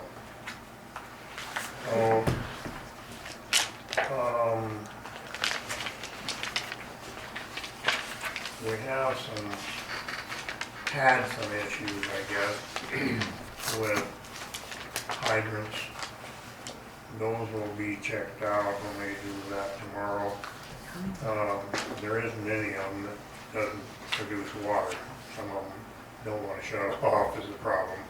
Okay. So I think there's some misrepresentation on the safety of them. They all work, Yes. but possibly won't shut off. Well, if you recall, we had a recall on those several years ago, and there was 38 hydrants here in town that was involved in that recall. The manufacturers put the wrong grease in them, and seized the gears up in them, so you couldn't open them at all. Mm-hmm. Those have all been rehabbed Okay. down the line, so we have one in particular that on the streamer,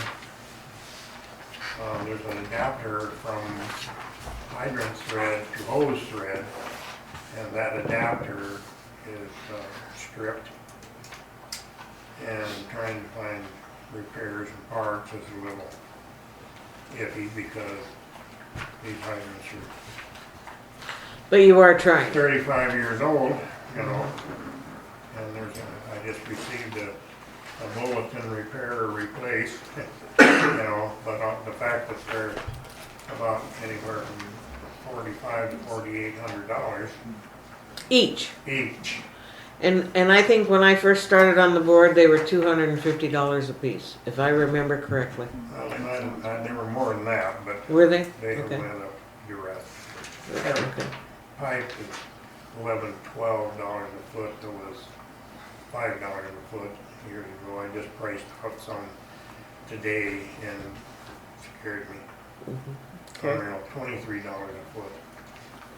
Okay. And Anthony's been kind of on that.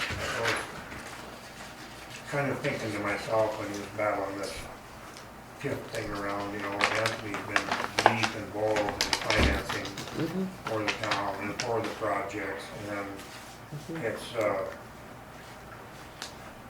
you know, important. On the sewer side, we are working diligently on the treatment plant. And one of the things that comes into mind of that treatment plant, that is a community thing, not just the town. You know, water goes uphill and poop goes downhill.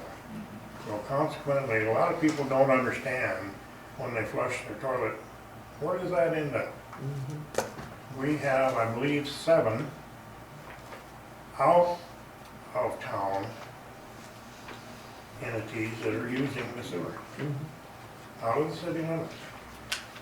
So it is a community thing, and it is a situation that has went on way, way, way too long in correcting this problem. So the treatment system is going to be a huge asset. And I'm hoping to get the concrete poured in the next week to 10 days. I met with Anthony and the guy that's running the sewer system up in Apple Springs. They were both here today. And Anthony's crew is going to stake out the actual plot for this building to go. And I'll be working, trying to get the infrastructure in, Okay. water, sewer, everything is going to wind up in this building. So Good. that's been the main goal for the last 2 or 3 weeks, trying to get everything done. Good. Because we have a deadline to meet, of course, November 1, Mm-hmm. you know, is part of it. And, Right. So I think that's probably the big end of it. Open work orders, we're still hammering on them. Okay. I looked at one today that you had looked at, one of the meters on the one on Trevor's Court out there. The people that cut it, they bought that and did extensive remodel and moved the meter, the readout. Ooh. We did read it, however, they're using an awful lot of water that didn't make sense, so I went back out today, checked that out a little bit. The grandma was there, and of course 2 big dogs, and, you know, but I think we got that Taken care of? taken care of. Okay, good. A couple other meter situations in town, but we need to address, they've got that problem at the Lutheran church that we've been chasing for about a week. Mm-hmm. And we don't have to take the paper off the crayon to draw the picture. It's going through the meters, so the problem is in the building Inside. somewhere. They've had a professional plumber there, and they can't seem to figure it out. So, I guess we'll have to go into it. At 500 gallons a day, you should be able to hear that. It's not going on the floor, and it has to be going down the sewer, because you just don't leak 500 gallons a day and not see something. Okay. Of course, everybody blames the meter. That stuff was all replaced a year ago. So, that's it. Okay, thank you. As short as I can make it. Leo?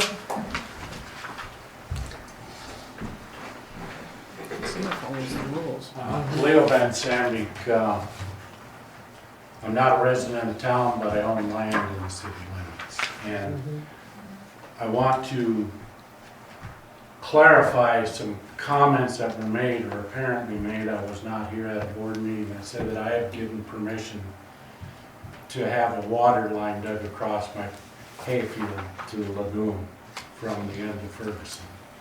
And I want to uncategorically say no such conversation ever occurred.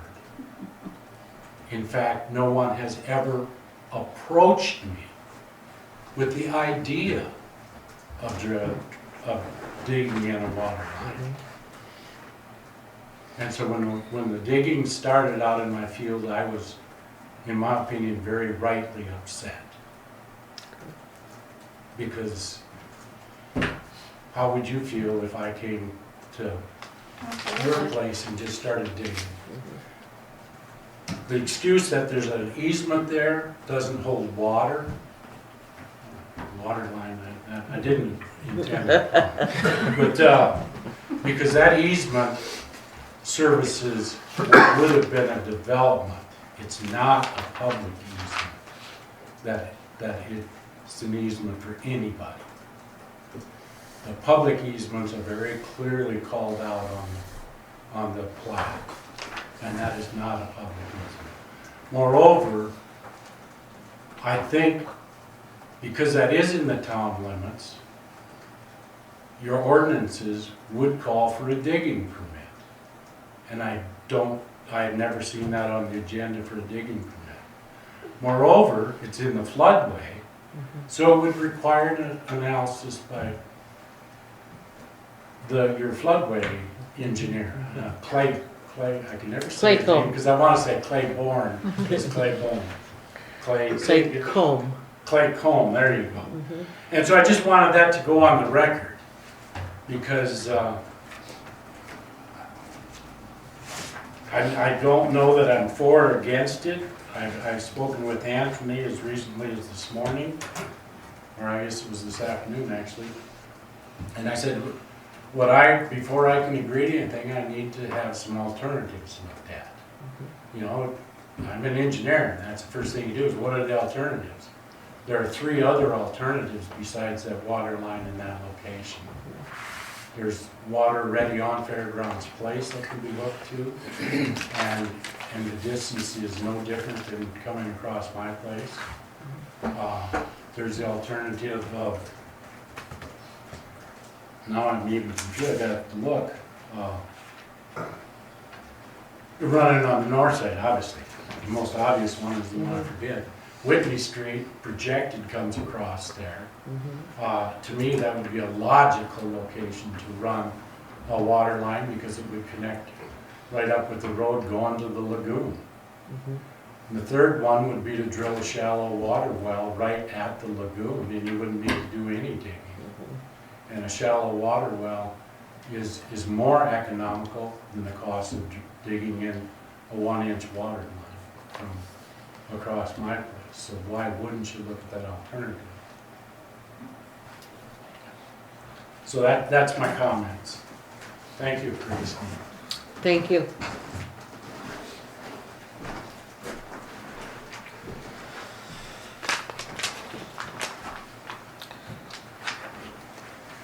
Yes, Sharon. I apologize on behalf of myself and the board that that happened, and I thank you for pointing it out.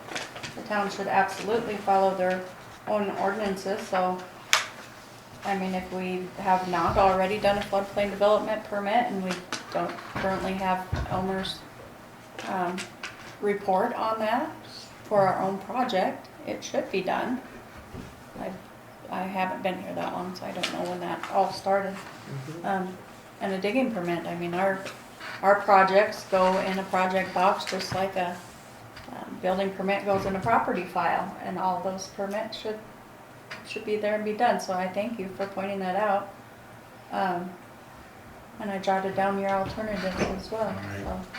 And since no one has approached you, and it's a whole discussion of the three, but would you be willing to work with us Oh, to I think continue I the way am, that we're going?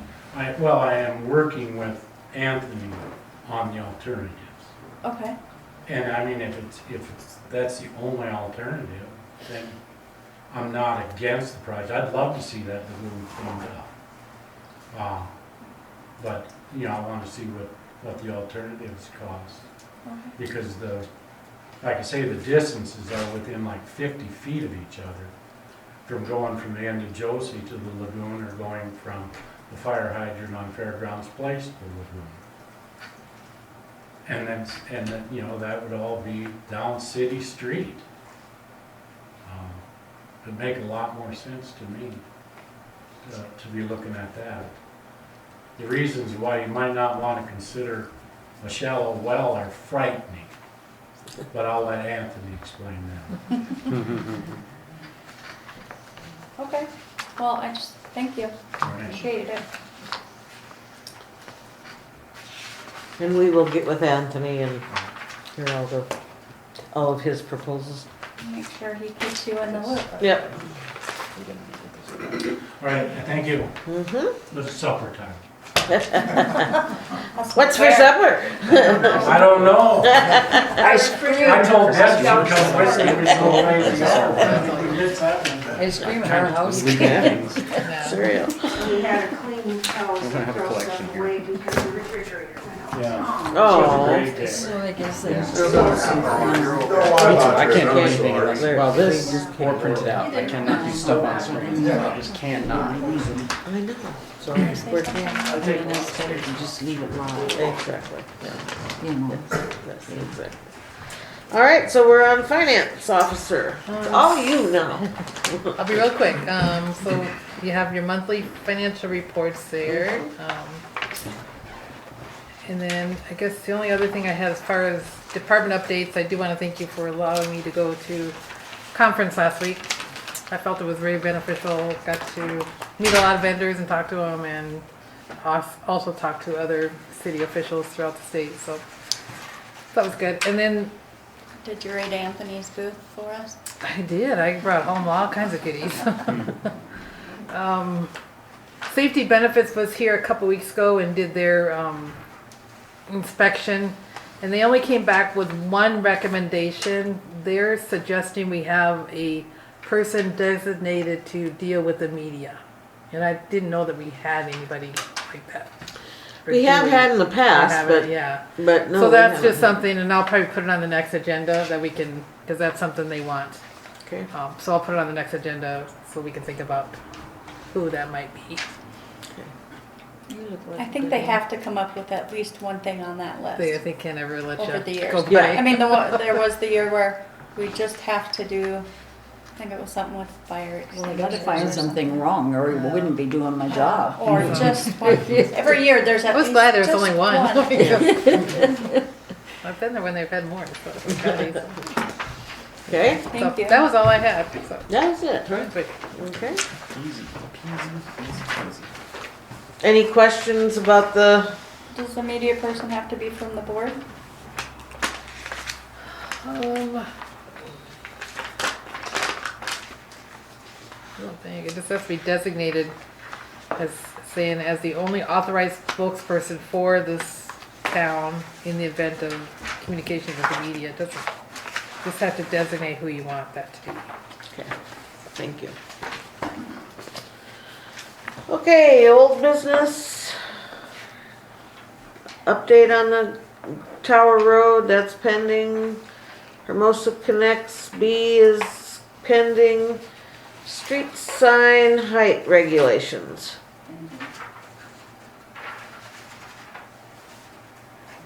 Didn't we say we would save it for spring? Okay. Okay. I mean, it was like 11 o'clock at night. Right. Okay. But we were like, well, we could keep discussing it through the winter, but we can't do anything till spring anyway. Well, But yeah. there are some that need to be taken care of, but right now the sewer project Right. has to be handled and so we will just, Just pending until. yeah, let's take it off the agenda. Okay. Put it on a work session agenda, Okay. and when we can get to it that way then. Because we said we might have some volunteers that might get to it quicker. Mhm. Yeah. Right. Okay, D, revise the volunteer list. So at the last meeting, we had designated that we had 2 volunteers, Trina and Dan. And then later on, with the motion of paying Dan, in talking to our work comp people, he can't be a volunteer. He's actually an employee because we're paying him. So I just need to revise that and state that Trina is our only actual volunteer. Trina has her hand up. Well, he's a contractor, not a Yeah. volunteer. He's an employee. not a- He's an employee. Why does it have to be an employee? That's instead what they're of telling me. I mean, I talked to them, they said, the minute that we pay you, you're an employee. So You we can't do the be, same with Chuck then. but he's a, well, I don't know if he's a He's we have a contractor too. It's great. I don't know, but anyway, since we're paying you, you can't be a volunteer, I guess is what I'm Yeah. saying.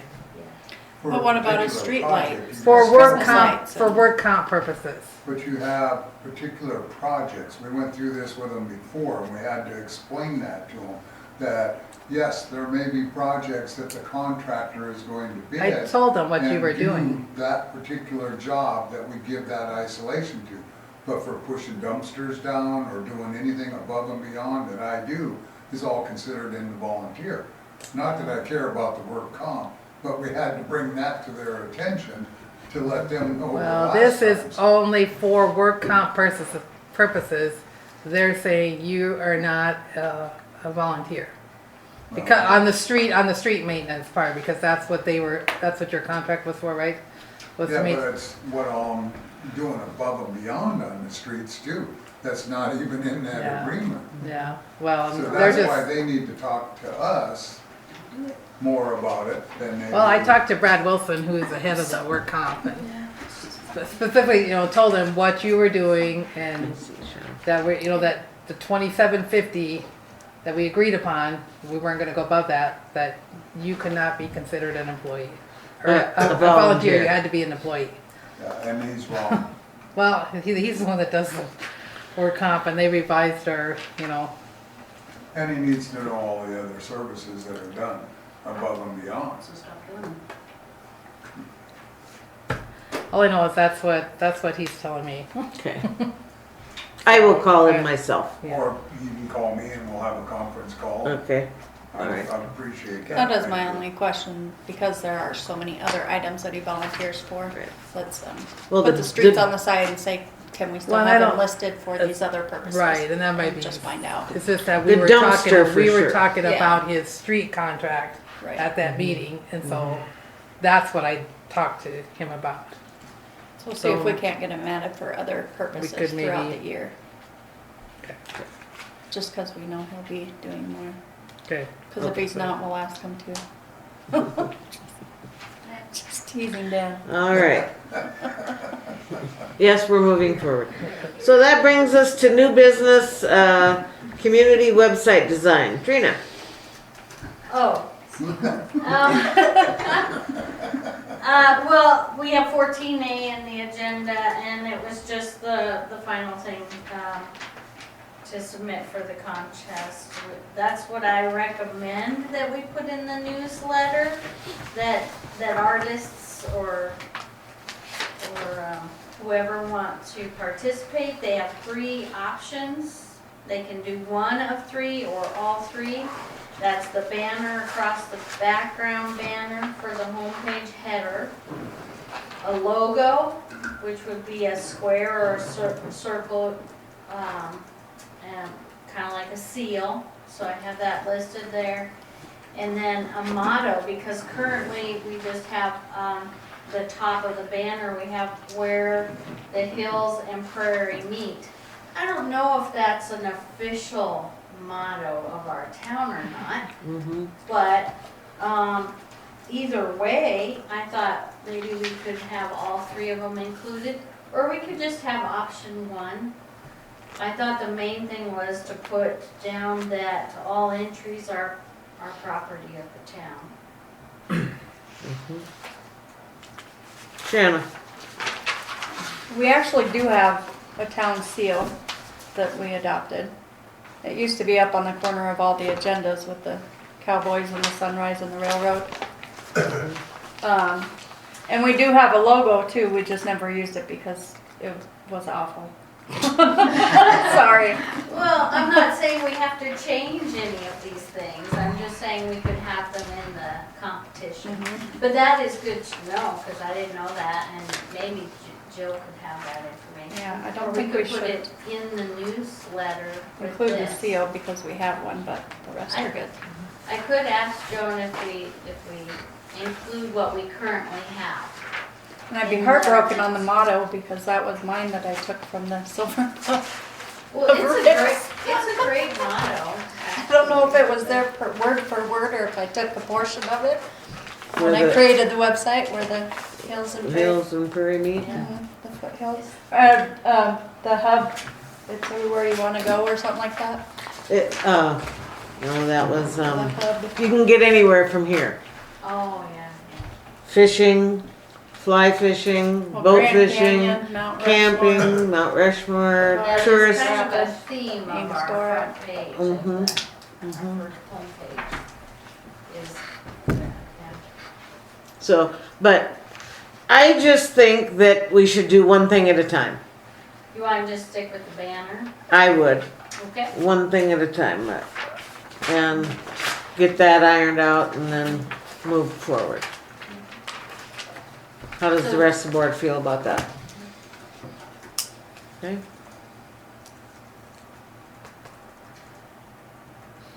So I have permission to give option one to the newsletter for printing for November. For the contest.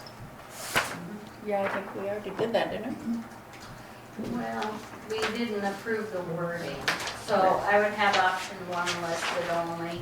Submit to Jill by the 10th. I thought 5 p.m. The 10th is the Tuesday, which is usually when we have meetings.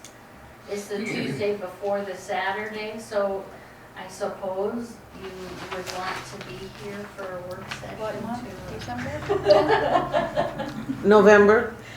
December 10th. December 10th. Oh. I know. That's December. Wait a minute.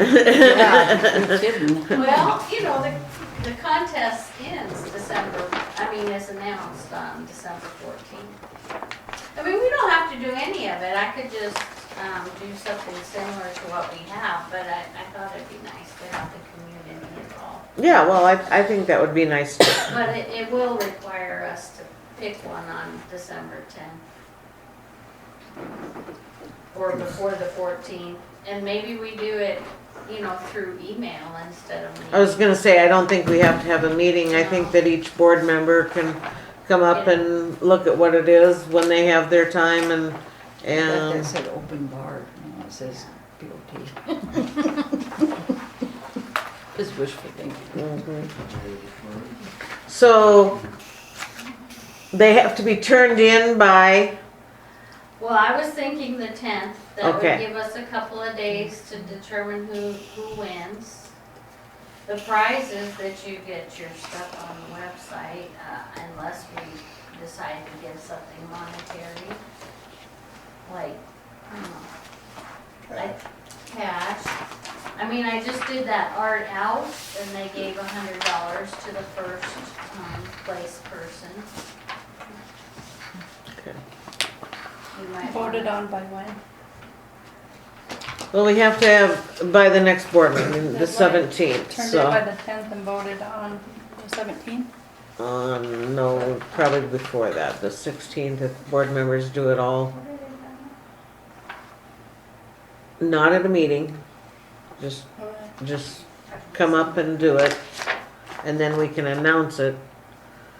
December Count it. 14th is the, originally we Oh. had talked about December 4th being Yes. the announcement. You're right. In the parade or We would whatever. tie it into the Christmas festivities somehow. Mm-hmm, yep, that's right.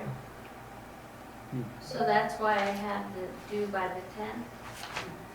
And then I would have the artwork so I could start building more of the site by the new year. Okay, Because I've kind of held off on that. so then let's have it done by noon on Friday. That'd be great. The 6th? The board members, Oh, Yeah. the 13th. 13th.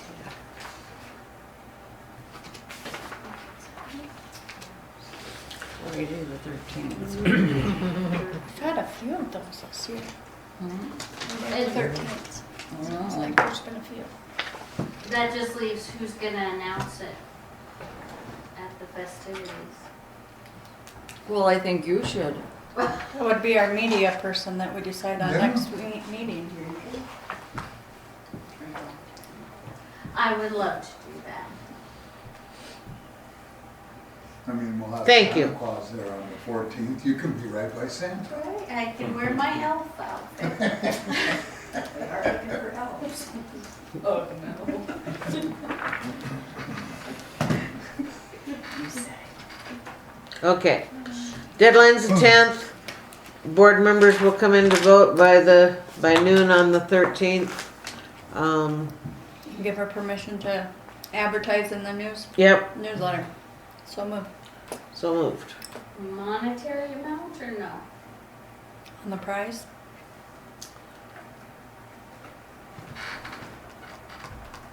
I don't think that we should do that out of the town's budget.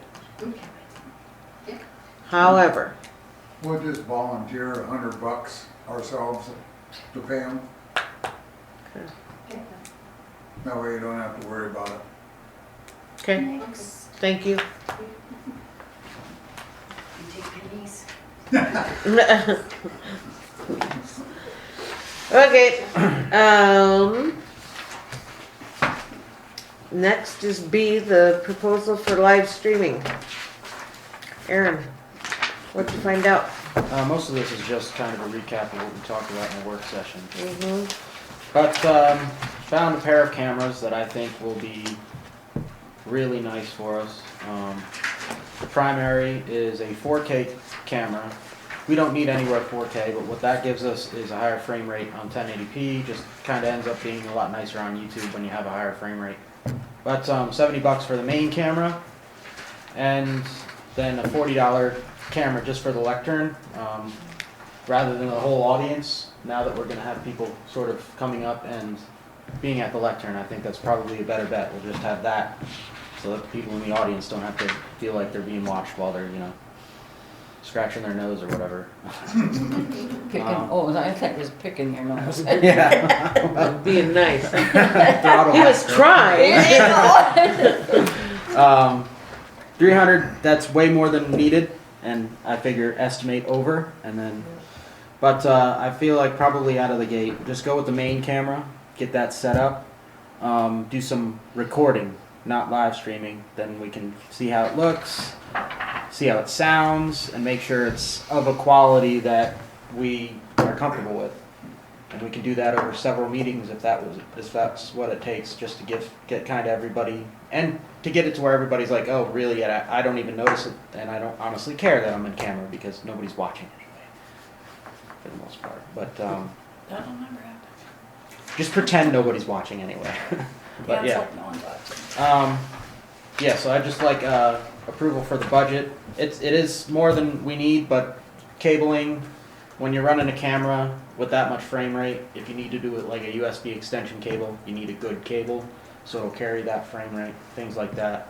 And I think starting with just one camera at the very least, because if we're using that computer, I don't know if we're gonna have the horsepower to run 2 streams, but we'll see. And I'll work with Joe and Terry to get this thing to where it can handle what we need to. Okay, as a board, first off, I wanna say, we discussed this at the last meeting.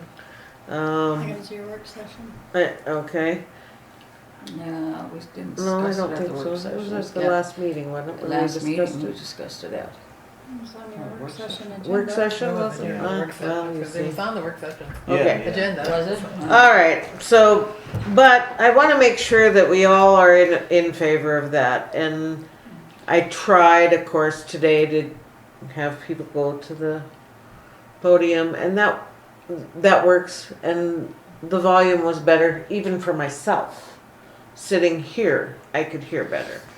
So, are we sure we just don't want to do audio, just the voice Have a- first? a Just have a microphone. better microphone and try that for a while?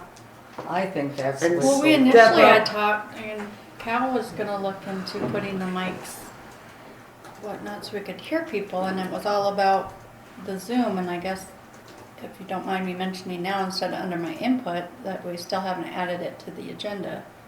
I will volunteer the $20 annual fee for Zoom, so that if I miss a meeting, because I've missed 2 now, that are against my attendance, because I can't Zoom, because that only goes for an hour. And I can't hear on the speakerphone. It's $20 a month for the whole year, is how I understood it for membership. I will gladly volunteer the $20 if we will approve that. And that Is that what that was? was Were you the one that- for the Yeah, it was- microphones that would cost the town. I know the Teams was like 12 something. I can't remember. It was, Mm, and Zoom was a little different. So Zoom is the best option, I feel. See, still not in. Cal? Are you awake? How do you feel about this? Yeah, let's get this done. I mean, I don't care one way or another. I did talk to people about getting a system, and, you know, I talked to, I guess they were with HP, and they wanted like 20 grand to set a system up. And, I mean, it was gonna have microphones out there, microphones for everybody, and then, you know, cameras here and there. And then they kind of pointed me to these purpose-built little Zoom appliance things that you set up somewhere, but they were too expensive, and there's no guarantee that they'd work for what we need. So if we were gonna go with the video route, Aaron's idea of doing cameras that we place in the right location and that have good microphones built into them, you know, that would be better. I mean, the proposed budget of $300 is less than buying one of these purpose-built appliance things that you're not even guaranteed it's gonna work, so.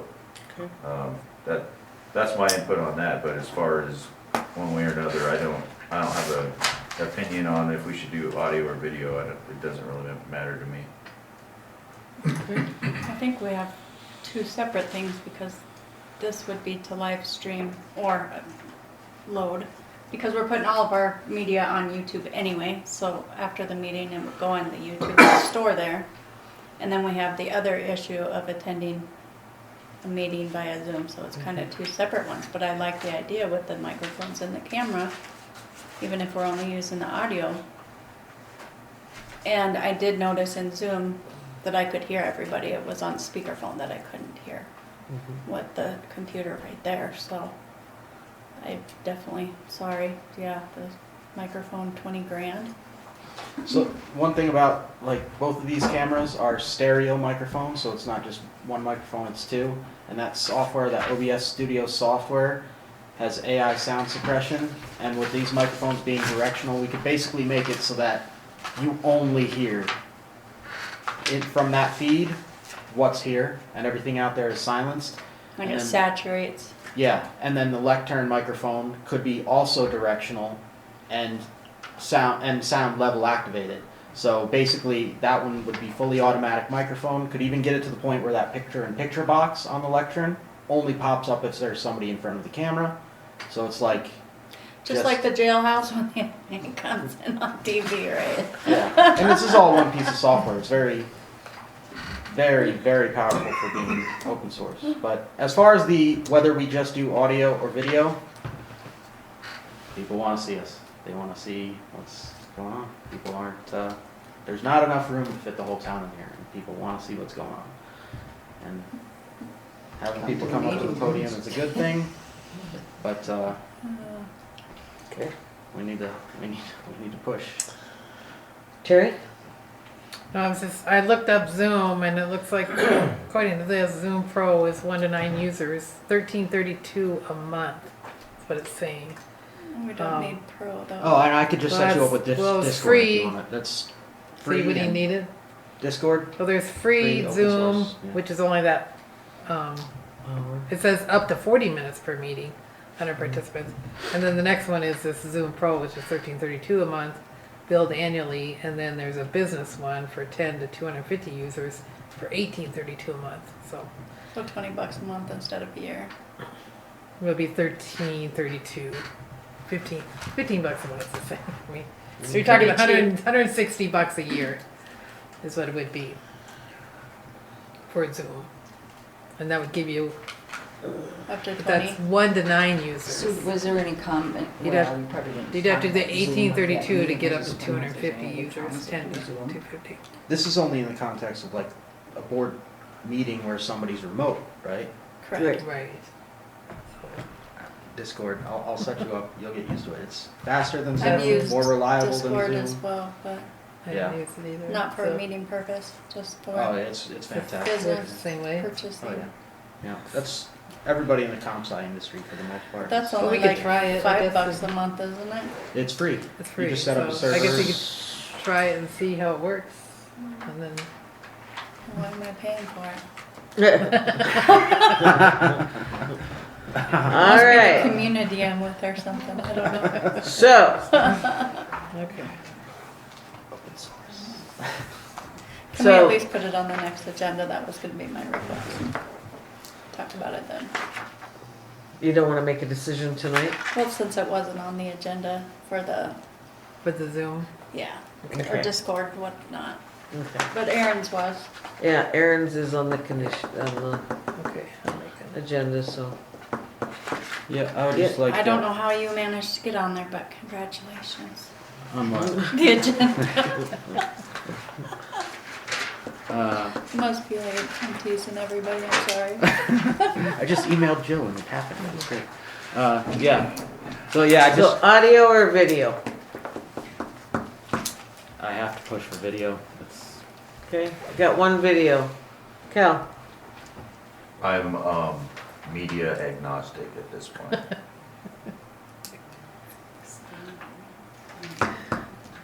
Audio, Audio. Okay. this don't need to be anywhere. I really don't care. How's that? Care long enough to get the vote in so that we can do this. Can we at least start audio? Yeah, I mean- let's Before we just end. start audio, And please. then maybe from the Well, back yeah. of the room, You'll so we're well, little sticks. like I said, we'll just do it recording a couple of times, even if we don't necessarily have to record it and put it to YouTube, just to get a feel for it, what it's like. But I kind of have to go back to if somebody wants to bring in a camera and sit right there in the front row with their phone recording everybody, there's absolutely nothing anybody in this course, universe can do to stop it. The That's difference right. is we'd be doing it We'll professionally. be doing it on high purpose. But they quality. can still do it, they can still record if they want to. Right, but this way it's us giving it rather than somebody I taking it. I just don't wanna be On the on screen. somebody's Oh, TV. excuse me, everybody. All right, yeah. Okay. Oh, all I really asked for though is to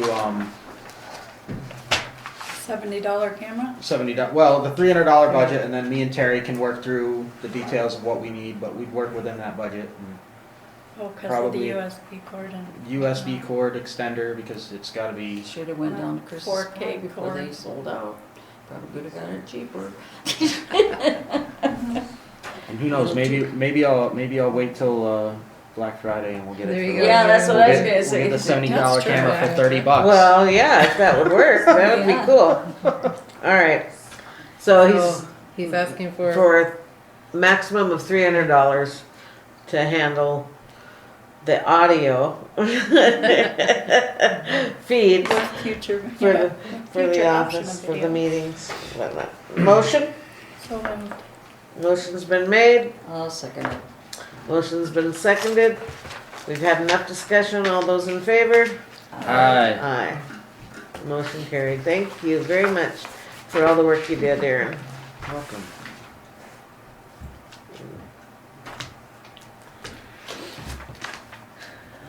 All right, items from citizens.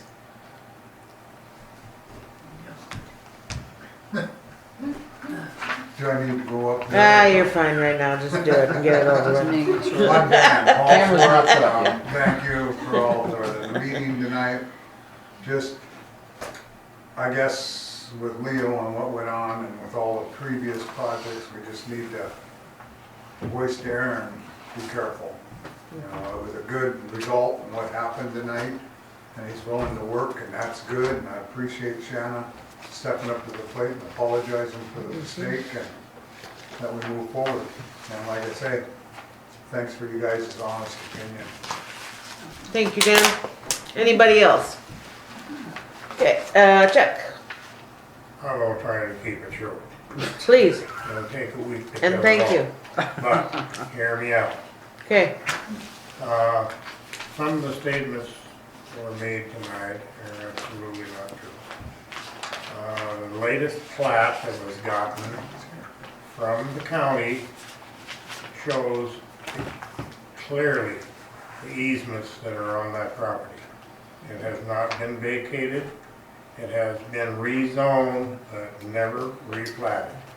So those easements are still in place. That's one issue, and, you know, I would like to remind that I have a signed contract with the town to be able to perform what they need done. I had a question, digging permit with Jill, and for the whole project. I mean, we put water, sewer, power, everything over here. She didn't seem to think we needed one.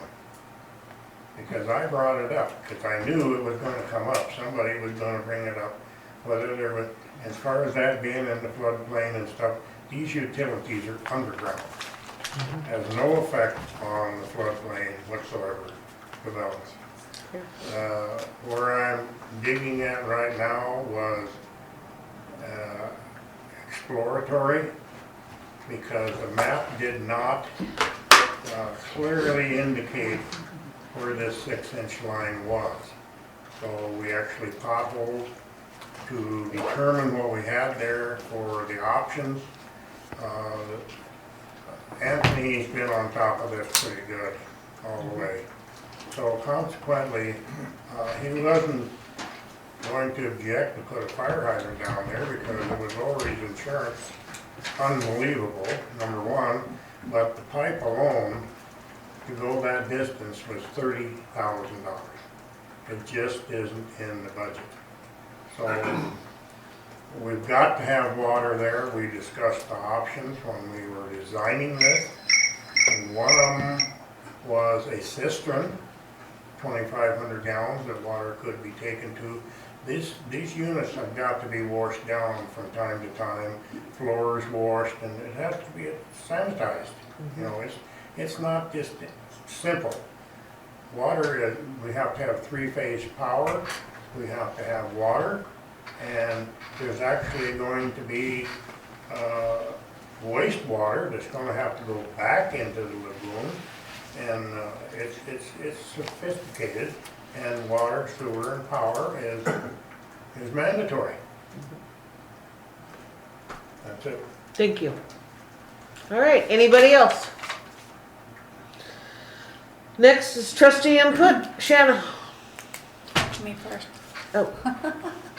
Left to right, I guess. I guess I would just say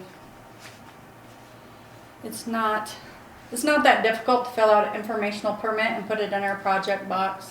You keep all that paperwork together. This comes up every time we have a project, doesn't matter what it is. Somebody wants to go through and make sure we did this, this, this, and this. So even if the floodplain development permit says not necessary as they're underground, that's fine, and file it.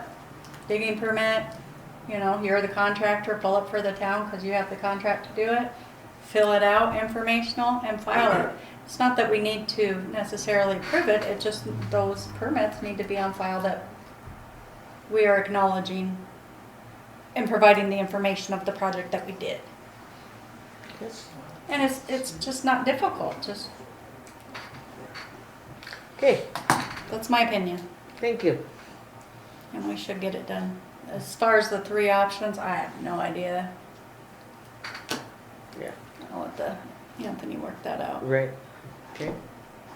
All right. And Donna? thank you all for a good meeting. I like how we're able to discuss back and forth the pros and cons of things. Except for the time amount that it takes. Well, Yeah. that too, but I But, think we're working well together. yeah, I would agree. Okay. Donna? I'm just proud that we decided to give back the tip money. I think that was a very good decision on the board's part. Very good. Thank you. It's the right thing to do. The right thing to do? Yep. Okay. Thank you. Cal? Yeah, meeting was a good meeting. I don't really have any other input. Okay. Thank you. Aaron? Trina, thank you for working on the website. This is definitely gonna be cool. It's gonna be cool for us to, especially if we get something from the kids for the banner. Yeah. It could boost our community spirit a little bit, I think, if it's done right. I think that's really cool. Terry? Just want to thank everybody for your ideas, opinions, thoughts, and for being here to help us through all these things too. Thank you all very much. Good night. I would entertain a motion to adjourn Second. at 9:03. Motion's been made and seconded. All those in favor? Aye, aye, aye. Thank you all.